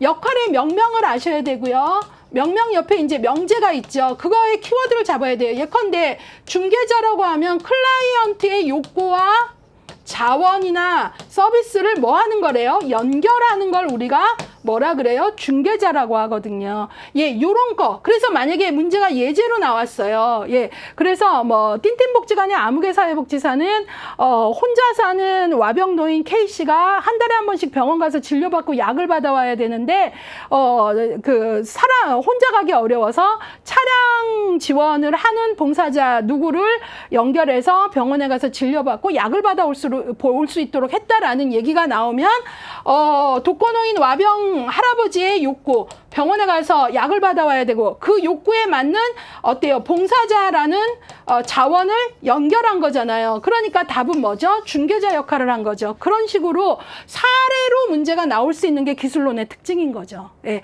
그래서 여기에서 말 그대로 단어만 딱 외우고 다 외웠어. 그러시면 안 된다라는 거죠. 그래서 요즘에는 문제가 또 이렇게도 나와요. 띵띵복지관의 아무개 사회복지사는 누구누구의 무엇을 어떤 욕구를 대상으로 뭐 했다. 4가지 합니다. 그리고 하지 않은 역할 하나 찾으라고. 문제 이렇게도 나온단 말이에요. 그러니까 난이도를 높이는 거예요. 예, 거기에 반응할 수 있는 공부가 되어야 되고요. 이 부분과 관련돼서는 중개자는 또 우리가 중재자, 메디에이터하고 비교해야 되고 그러거든요. 그래서 이런 것들을 아주 자세하게 제가 어느 과목에서 실천론에서 헷갈리는 역할들끼리 또 비교해 드려요. 예, 그래서 그건 거기 가서 제가 좀 더 비중 있게 설명할게요. 그 정도 보겠습니다. 자, 이번에는요, 주요 실천 기술입니다. 예, 이 부분도 여러 가지 실천 기술이 있는데요. 20일에 기출이 됐고요. 예, 그래서 여기서는 이 실천 기술들도 결국은 어때요? 실천론에 면접론에 나오는 것들이거든요. 근데 기술론은 면접론에서 개념으로 배웠다면 기술론에서는 어떤 사례가 나오거나 하면서 어떤 기술을 사용했는가 뭐 이런 식으로 물어본단 말이죠. 21회 때도 이제 그런 어떤 개념들과 관련돼서 나왔단 말이에요. 그래서 이 부분들의 여러 기술들을 보면 질문, 명료화, 해석, 환기, 재보증, 재명명, 짧은 촉진적 반응, 강조, 환원, 초점화, 반영, 요약, 직면, 도전, 감정이입, 경청, 관찰, 사회복지사의 자기 노출 혹은 자기 개방이라고 합니다. 모델링, 시연, 뭐 우리가 리허설이라 그러죠. 그 다음에 의뢰, 옹호 이런 것들이 나오거든요. 그래서 실천 기술은 특정 상황에 맞는 기술을 선택하고 적용하는 능력이라 그랬잖아요. 그러니까 우리들 안에 이 기술들이 이렇게 보유되어 있어야 돼요. 그러면서 지금은 내가 클라이언트 말이 너무 두리뭉실하니 명료화를 좀 해야 되겠어. 지금은 이 사람 생각이 남편에 대해서 너무 부정적이니까 좀 재명명을 조금 도와볼까? 이런 것들이 돼야 된다는 얘기예요. 예, 그 얘기를 하고 있는 거예요. 예. 그래서 요것들을 보는데 일단은 요 부분은 그 옆에 중요도 별 셋을 보면 주요 실천 기술은 실천론을 통해 이미 학습한 바를 다시 한번 복습한다는 마음으로 해라. 그래서 거기서 이것들이 더 자세한데 여기서 실천 기술론에서는 무슨 얘기를 하고 있어요? 사례와 연결돼서 문제로 나오는 경우가 많다. 그 얘기예요. 이해 가셨죠? 예. 그러면 이것들을 이제 조금 큼직하게 볼게요. 질문은 클라이언트로부터 필요한 정보를 얻거나 내용을 확인하기 위한 건데요. 거기 보시면 질문에 개방 질문, 폐쇄 질문, 폭탄 질문, 유도형 질문, 왜라는 질문이 있는데요. 거기서 그 문장이 중요하죠. 폭탄형, 유도형, 왜 질문은 피해야 할 질문이다. 이게 중요해요. 예, 이 질문들은 함부로 쓰지 않는다는 거죠. 폭탄형, 동시에 여러 가지 복합 질문을 하는 거죠. 그러면 클라이언트는 동시에 한 3가지 질문 받으면 뭐부터 대답할까? 이게 해서 3가지 다 답을 못 합니다. 제일 끝에 말만 하거나 끝에 질문만 답하거나 그런 거 하지 말아라. 한 번에 하나씩. 그 다음에 유도형 질문. 사회복지사가 이미 원하는 답변을 정해놓고 그 답변을 이끄는 거죠. 당신은 큰아들을 좋아하지 않는군요. 그렇죠. 이런 거 하지 말라는 거죠. 큰아드님에 대해서는 어떤 생각을 갖고 계세요? 어떻게 느끼세요? 이게 좋은 질문이라는 거죠. 그 다음에 왜라는 질문, 문제의 원인이나 행동의 이유를 따지듯이 묻는 질문 하지 말아라. 그러니까 우리가 왜라고 물어보면 청소년들 특히 더 그래요. 왜 그랬니? 그러면 이게 딱 방어를 올려버려요. 그래서 얘가 진짜 있었던 일을 그대로 말하기보다 이 선생이 원하는 모범답안 같은 답을 해야 되는구나 이렇게 생각을 해서 진짜 얘기를 안 해요. 그래서 클라이언트를 되게 방어적으로 만들기 때문에 왜 그랬니 보다는 정말 이유가 궁금하면 이거를 왜를 뭘로 바꿔보라는 거죠? Y를 how나, 아유 어쩌다 그랬어, what, 또 어떤 일이 무슨 일이 있었던 거야, 이런 식으로 바꿔주라는 거예요. 그래도 우리는 결국 같은 답을 얻거든요. 예, 그래서 Y는 방어를 올리기 때문에 그러지 말고 아이고 어떤 일이 있었던 거야, 어쩌다 그랬어, 무슨 일이 있었던 거야, 이런 것들이 기술이라 그 얘기예요. 예, 그래서 피해야 될 질문만 묶어라 하면 폭탄형, 유도형, Y, 예, 그거고요. 그러나 사람이 이제 면접을 하다 보면 어떤 경우는 왜라는 질문 할 수는 있죠. 절대 안 된다는 아니에요. 근데 피해야 될 질문이고요. 여기서 주의할 점은 피해야 될 질문에 거기 보시면 폐쇄형 질문을 넣어놓으면 자꾸 묶어요. 폐쇄라는 말이 나쁘다고 생각을 하셔서 아니에요. 폐쇄형 질문 할 수 있어요. 자, 그러면 개방형 질문은 클라이언트의 생각, 감정 등을 자유롭게 표현하도록. 아까 큰아드님에 대해서는 어떻게 생각하세요는 내가 어떤 것도 유도하지 않았기 때문에 자유롭게 그 사람의 그 사람다운 얘기를 할 거예요. 이런 거고요. 그 다음에 폐쇄형 질문은 예, 아니요, 혹은 단답. 지난주에 병원을 방문하신다고 하셨는데 방문하셨나요? 이런 거 팩트 확인 중요하잖아요. 이런 거 폐쇄 질문이에요. 한다는 거예요. 그 다음에 단답형 답이 나올 수 있는 거. yes, no 혹은 단답형은 폐쇄형. 폐쇄형 질문 하면 안 된다? 아니에요. 피해야 될 질문? 아니에요. 주로 사실을 확인할 땐 폐쇄형 질문, 그 다음에 클라이언트 그 자신의 그 고유한 생각이나 느낌을 알아보려면 개방형, 이 얘기예요. 그 정도 보시고요. 자, 그 다음에 이제 명료화가 나오는데요. 이거 뭐 다는 저기 명료화는 여러분들이 명료화하고 여기 어디 갔냐? 명료화하고 초점화 조금 같이 볼게요. 예, 명료화 보겠습니다. 클라이언트의 진술이나 표현이 혼란스럽거나 추상적일 때 구체화하기 위한 거. 예, 그래서 클라이언트가 너무 두리뭉실 얘기할 때요. 아유, 그럴 땐 진짜 짜증이 나지요. 뭐 이럴 때. 그럴 때라 하면 어떨 때입니까? 또 어머니 뭐는 뭐라고 하셨는데 제가 이렇게 이해해도 될까요? 이런 거. 두리뭉실할 때, 뭐 이놈이 학교만 가면 그 쌈박질을 해서 나를 오라 그래요. 그럴 때 어머니 쌈박질이라고 하면 학교폭력 되게 중요하거든요. 그럴 때 뭐 주먹 다짐까지 가는 건가요? 아니면 언어적인 욕을 좀 많이 하는 건가요? 이런 것들 명료화 하라는 거고요. 그 초점화는 그거하고 좀 달라요. 좀 뒤로 넘기시면 초점화가 한 중간쯤 있죠. 자꾸 착각을 하시는데요. 초점화 볼게요. 클라이언트의 말이 두서가 없거나, 두서가 없으면 이것도 좀 두리뭉실하잖아요. 그래서 똑같은 줄 아는데 본래의 주제로 돌아오도록 하는 것. 본래가 중요해요. 그러니까 청소년들하고 어떤 얘기를 하다가 원래 주제는 이건데 연예인 얘기로 빠져서 막 삼천포로 가면 자, 우리 원래 주제로 좀 돌아와 보자, 이런 거예요. 예, 그리고 남편에 대해서 조금 어떤 점이 힘드세요 했더니 그냥 막 5개 말하고 그럴 때 우리 이 중에 2가지로 제일 힘든 거 좀 줄여볼까요? 이런 것들이 초점화예요. 예, 그래서 그런 차이 조금 구분하시고요. 예. 자, 그 다음에 해석 보겠습니다. 클라이언트의 표현과 행동 상황 등을 토대로, 예, 그러니까 뭐죠? 클라이언트의 행동과 표현을 토대로, 그거 토대로는 단서로라는 거예요. 사회복지사가 문제를 분석, 설명하는 기법으로 사회복지사의 해석은 정답이 아닌 가설의 제시 차원에서 클라이언트가 받아들일 수 있는 시기에 제공해야 된다. 여기서 어떤 것들이 또 중요하냐면 클라이언트가 받아들일 마음의 공간을 확보하고 클라이언트의 소화력을 보면서 해야 되는 중요한 것들이 있는데 그 대표적인 게 해석, 그 다음에 직면, 도전도 좀 같은 계열이에요.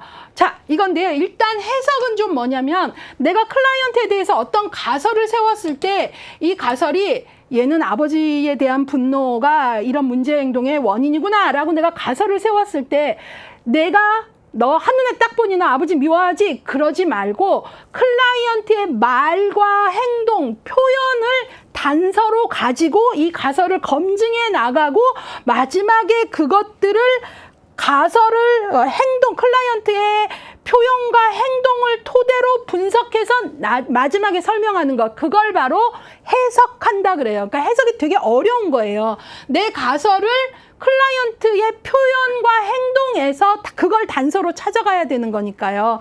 예, 그런데 이때 맨 끝에 가설을 제시하고 뭐 이걸 해석할 때는 클라이언트가 받아들일 수 있는 준비가 됐을 때 하는 거지, 내가 너 딱 보니 이거야 해서 초반에 딱 하면 혹 내 가설이 맞는 해석을 했어도 클라이언트는 저항하게 되죠. 선생님 나 얼마나 안다고 그런 얘기를 하세요?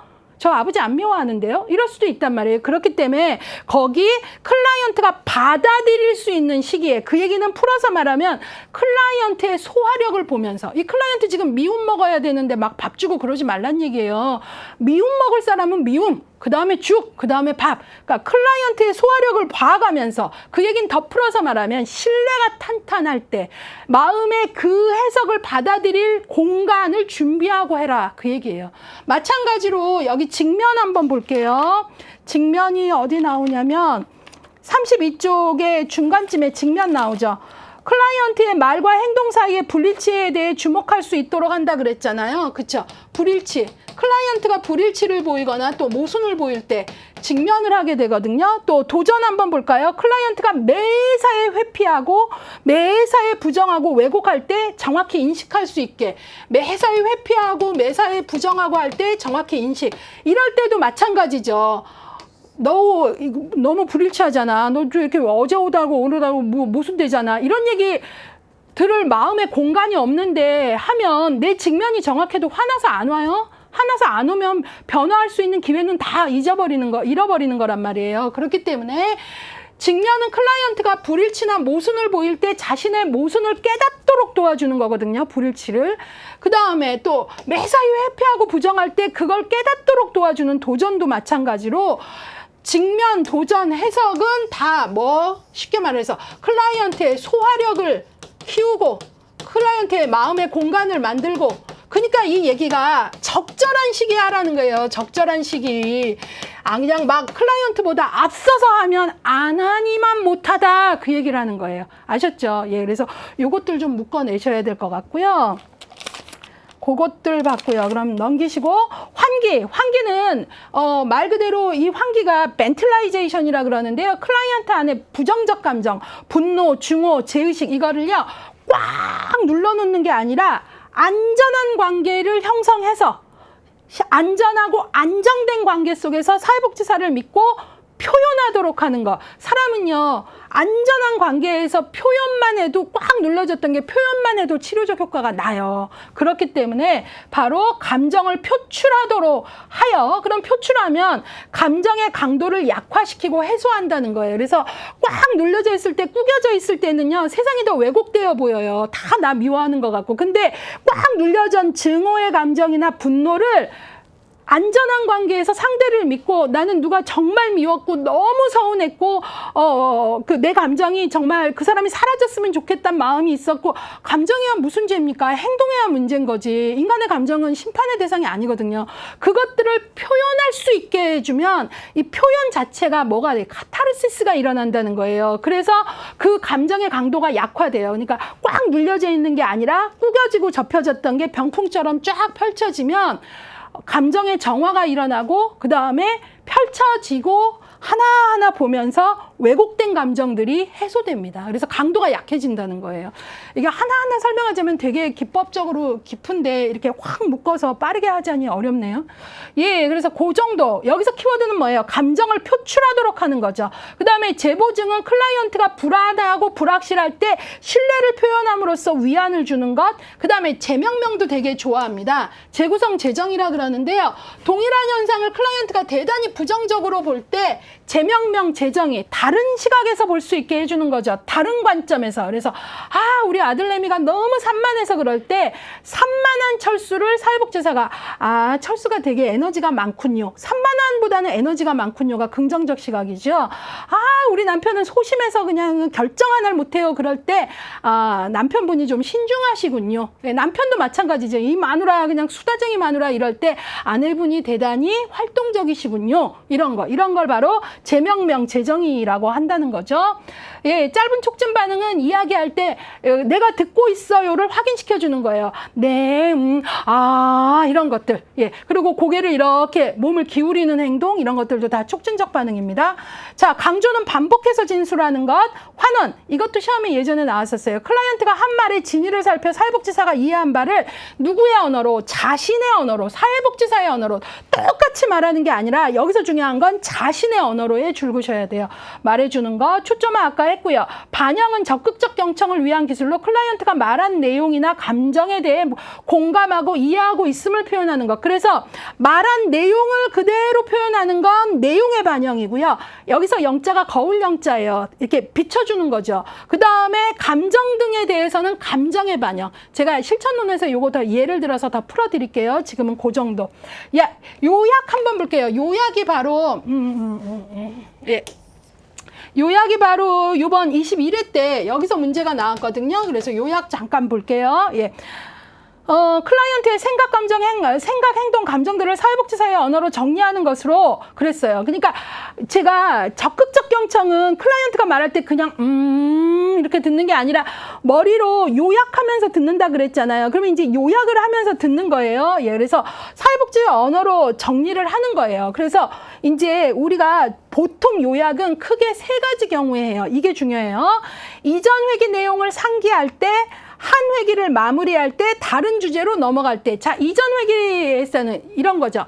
5회기하고 6회기 할 때 이렇게 하는 거죠. 지난주에 우리가 이런 것들을 했는데요 라는 거 요약을 한 거죠. 그 다음에 두 번째로 거기 회기를 마무리할 때 오늘 우리가 이런 이야기들을 나눴는데요. 요약이죠. 예, 그 다음에 마지막 다른 주제로 넘어가기. 이게 아주 중요한데 다른 주제로 넘어가기 전에 내용을 정리할 때 예컨대 클라이언트가 한 얘기 또 하고 한 얘기 또 하고 이제 A 아주머니가 뭐 남편에 대한 불만을 얘기하는데 그동안 너무 쌓인 게 많아서 한 얘기 또 하고 한 얘기 또 하고 할 때 우리가 어머니 그 얘기 하셨거든요. 그럼 기분 나빠서 안 오잖아요. 그게 아니라 어머니 지금까지 하신 얘기 제가 이렇게 이해했어요. 이런 식으로 얘기를 하면 이해했는데 어때요? 어머니 마음을 잘 이해했나요? 그렇게 요약을 하면 이 사람이 어때요? 다음 얘기로 자연스럽게 넘어가요. 아유, 그게 그래요. 하고. 그런 식으로 다음 얘기로 넘어갈 때, 정리할 때, 이전 내용을, 어머니 지금까지 하신 얘기 제가 이런 식으로 이해했는데, 어머니 마음을 잘 이해했나요? 이렇게요. 이런 것들. 그래서 바로 21회 때 주제를 전환할 때 사용해야 되는 방법은 했는데 정답이 뭐예요? 어디 갔나? 여기네. 요약이요. 예. 주제 전환. 예. 예. 그래서 시작할 때, 마무리할 때, 또 주제를 넘어갈 때, 예, 이럴 때, 예, 그 얘기 아까 하셨잖아요. 이런 거 하지 말고요. 예. 자, 그래서 그거 보시고요. 직면 도전 얘기했고요. 감정이입은 클라이언트의 그 상황에 그 입장이 되어보는 거죠. 그래서 공감하기 위해서는 감정이입 능력이 있어야 되는데 끝 문장이 중요해요. 객관성을 잃으면 안 돼요. 너무나 감정을 이입한 나머지 내가 남편으로부터 20년 가까이 맞고 살았어요 했을 때 너무 감정을 이입해서 클라이언트가 그런 인간들은 싹 사라지면 좋겠어요. 그럴 때 내가 너무 그 클라이언트의 20년간의 폭력에 감정이 이입돼서 그럼 싹 사라지게 하러 갑시다 하면 안 될 거 아니에요. 클라이언트 삶이 더 나빠지면 안 되잖아요. 가장 건강한 방법으로 도와야 되잖아요. 그래서 이때 객관성을 잃지 말고라는 얘기를 하는 거예요. 그래서 감정을 이입할 때 사회복지사의 객관성을 잃지 않아야 된다 이런 거고요.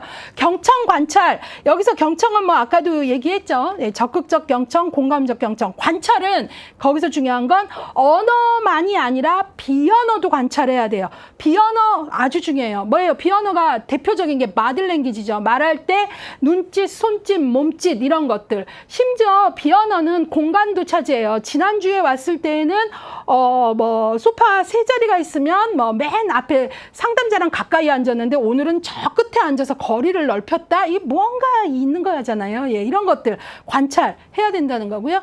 그 다음에 사회복지사의 자기 노출도 시험에 좀 잘 응용이 되는데 아까 자기 노출 이꼴 자기 개방이라 그랬죠. 예, 그래서 같은 표현인데요. 읽어보겠습니다. 사회복지사가 원조 과정에서 적절하다고 생각되는 자신의 경험을 클라이언트하고 나누는 거예요. 여기서 아주 중요한 건 적절이에요. 그러니까 클라이언트가 어떤 얘기를 안전함을 못 느끼고 꼭 하고 싶은 얘기가 있는데 못 하고 이럴 때 자녀에 대한 뭐 어떤 그 고민을 얘기하고 그럴 때 그 사람이 그러니까 클라이언트가 사회복지사가 날 어떻게 볼까 해서 얘기 못 할 때 사회복지사가 먼저 아유 저도 애 키우지만 사춘기 아이를 이해한다는 건 참 힘든 일이죠. 뭐 이런 정도 그런 거 저도 엊그제 우리 아이하고 좀 말다툼이 있었어요. 그 정도 이렇게 내가 사회복지사가 자기 개방을 하는 거죠. 그러면서 그 사람이 이거 자기 개방해도 안전하구나 들어올 수 있게. 그러니까 결국은 자기 노출 자기 개방은 사회복지사가 내 얘기하려고 하는 게 아니라 클라이언트의 이야기를 촉진하는 거예요. 근데 이때 적절해야지. 그거 적절 수위를 넘어서 내가 우리 아이하고 다툰 이유는 해고 내 얘기 한 10분 한다. 그러면 안 된다는 얘기예요. 그래서 적절한 수준의 자기 개방, 적절한 수준의 자기 노출이 중요하다는 거죠. 적절하게 중요하고요. 모델링, 클라이언트가 모델의 행동을 관찰하고 학습함으로써 행동 변화시켜. 이거 인행사의 만듀라인 모델링과 같은 거고요. 시연, 사회복지사 앞에서 어때요?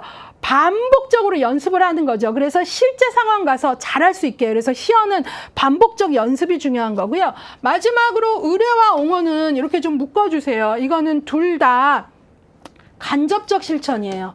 묶어주세요. 무슨이요? 직접이 아니고 간접적 실천. 의뢰와 옹호는 간접적 실천 너무나 중요합니다. 헷갈리시면 안 돼요. 의뢰, 클라이언트가 다른 기관에서 제공되는 적합한 서비스를 받을 수 있도록 연결하는 거. 옹호, 클라이언트가 권리를 누릴 수 있도록 클라이언트의 불리한 절차, 정책, 수정 또는 개선 활동으로 이때가 중요해요. 옹호는요, 클라이언트 개인을 옹호할 수도 있고요, 가족을 옹호할 수도 있고요, 집단을 옹호할 수도 있고, 지역사회를 옹호할 수도 있고요. 심지어 요즘에는 클라이언트 스스로 자기가 자기 옹호할 수 있도록 셀프 어드보케시라는 훈련도 해요. 그만큼 옹호라는 게 사회복지사가 클라이언트 개인만 대변한다고 생각하시면 안 돼요. 어느 해인가 사례가 나오고 뭐냐 했는데 정답이 가족 옹호였거든요. 근데 학생들이 옹호는 개인만 옹호한다고 생각을 해서 가족 옹호를 선택하지 못해서 정답률이 되게 떨어졌었거든요. 이런 것들도 생각을 해보셔야 되는 거죠. 자, 그럼 여기까지 해서 했는데, 실천론 가면 지금 말도 빠르고 그런데 이 면접의 기법, 개입의 기법에서 이거 하나하나 더 풀어드립니다. 예제도 더 많이 넣어드리고요. 일단은 기술론은 예제가 나오거나 사례가 나왔을 때 반응할 수 있어야 돼요. 그게 결국은 특정 상황의 실천 기술을 선택 적용하는 능력이 배양되었는가를 보기 위한 질문인 거거든요. 그래서 이게 중요하죠. 케이스 바이 케이스 할 수 있냐. 자, 그 정도 보시고요. 이번에는 33쪽에 그 사회복지 실천의 과정과 주요 과업인데요. 이 부분도요. 실천론에 가면 실천론 8장부터 12장이 바로 이거예요. 사회복지 실천의 과정, 접수 및 자료 수집, 사정, 계획, 개입, 종결과 평가.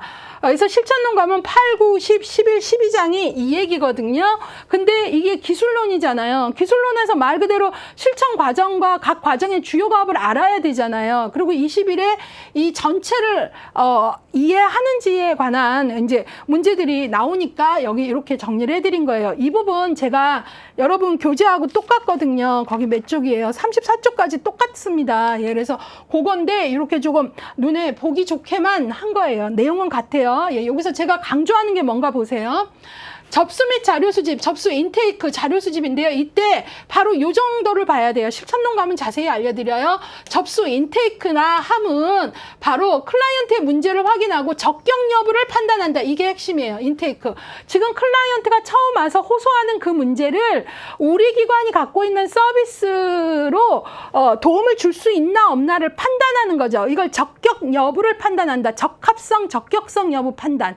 그래서 만약에 우리 기관에 맞으면 이제 등록 클라이언트가 되면서 진행이 되는 거고요. 아니면 어때요? 더 적합한 기관으로 레퍼, 의뢰해야 되잖아요. 그래서 이게 아주 중요하다는 거죠. 접수의 아주 그 대표적 정의입니다. 그리고 이제 클라이언트가 이제 우리 기관에서 등록 클라이언트 되고 한다면 관계 형성, 양가 감정 수용 이런 참여를 유도하는 것, 그 다음에 인테이크 시트, 초기 면접지 작성, 그 다음에 개입의 가능성을 판단하고 개입에 도움이 될 수 있는 자료를 마련하고요.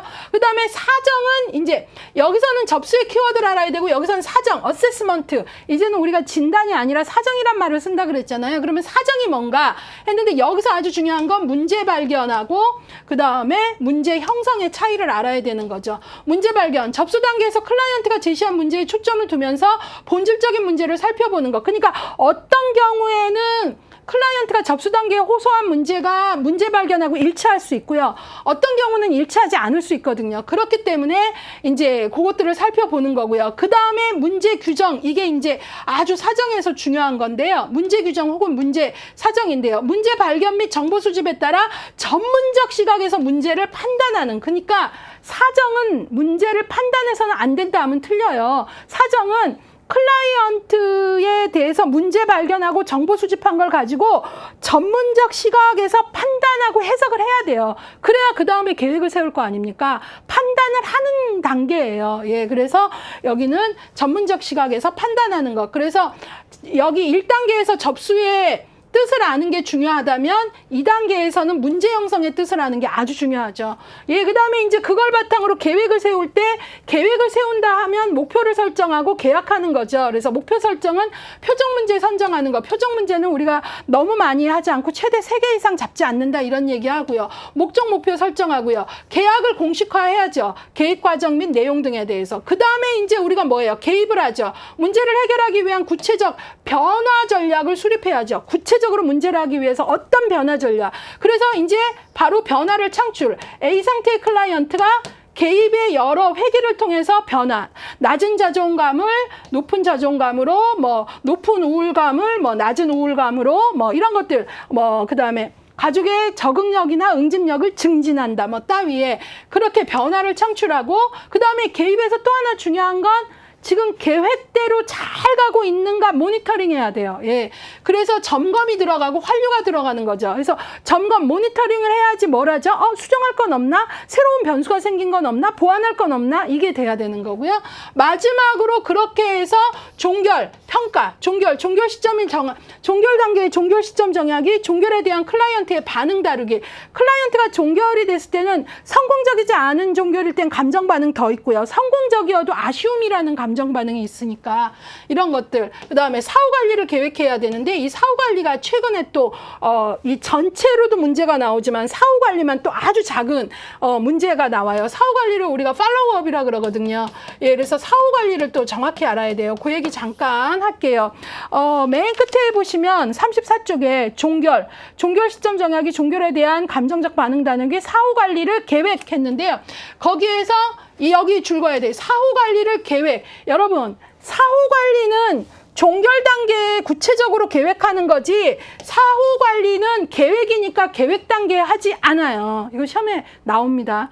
학생들이 계획자만 나오면 계획 단계로 하는데 사후 관리는 언제 한다? 종결 단계의 사후 관리에 대한 계획을 세운다. 예, 왜냐하면 사후 관리는 종결을 다 마치고 1개월에서 6개월이 지났을 때 종결하고 클라이언트가 어렵게 이룬 변화를 삶에 일반화시키면서 잘 유지하고 있는가를 알아보는 게 사후 관리거든요.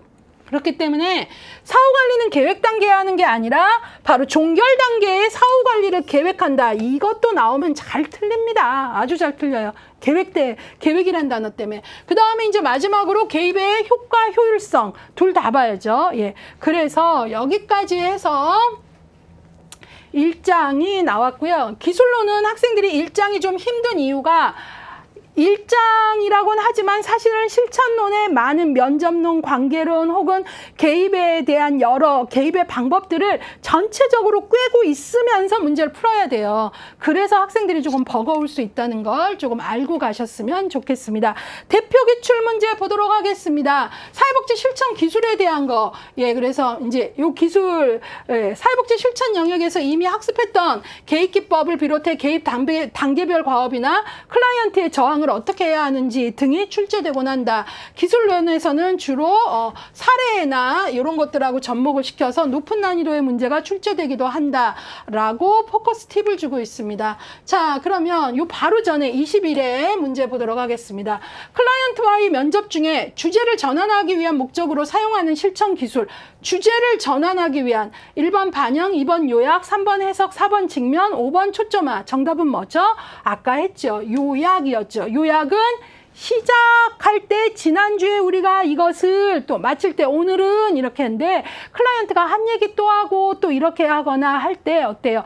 요약을 해줘서 넘어가는 역할을 좀 한다 그랬잖아요. 전환한다, 넘어간다. 예, 그래서 정답은 2번이에요. 요약은 클라이언트의 생각, 행동, 감정을 사회복지사의 언어로 정리하는 것이다. 끝날 때 또 혹은 회기를 시작하기 전에 그 다음에 또 면담 중에 다른 주제로 넘어갈 때 우리가 시간은 제한적인데 한 얘기 또 하고 한 얘기 또 하고 다음 주제로 좀 넘어가야 될 거 아닙니까? 그럴 때 지금까지 어머니 말씀하신 거 제가 이렇게 이해했는데 어머니 어떠신가요? 이런 식으로 하면서 아이고 그건 됐고요. 맞아요. 그러면서 넘어간단 말이에요. 그런 게 중요하다라는 거죠. 그래서 정답은 요약이고요. 이게 이제 조금 어렵지 않은 문제인데 학생들이 정답률이 너무 낮게 나와서 이 정답률 보고 저도 조금 당황을 했었어요. 23% 나왔고 오히려 초점화를 많이 했는데 초점화하고는 다르죠. 초점화는 우리가 이제 그 어떤 얘기를 할 때 주제에서 벗어나는 걸 차단하는 거잖아요. 우리 그 이제 가수 얘기 그만하고 원래 주제로 좀 돌아볼까 이런 거잖아요. 그렇죠? 예, 그래서 여러분들이 그런 이거는 주제를 벗어나지 않도록 차단하는 게 목적이라면 요약은 시작할 때 마칠 때도 있지만 한 얘기 또 하고 한 얘기 또 할 때 넘어가기, 전환하기. 예, 이런 것들을 좀 보시면 될 것 같습니다. 자, 이렇게 해서요, 우리가 이제 봤고요. 그러면 이 부분 일정의 내용들이 주로 어떤 대표 기출 최근 5년간 가졌나 볼게요.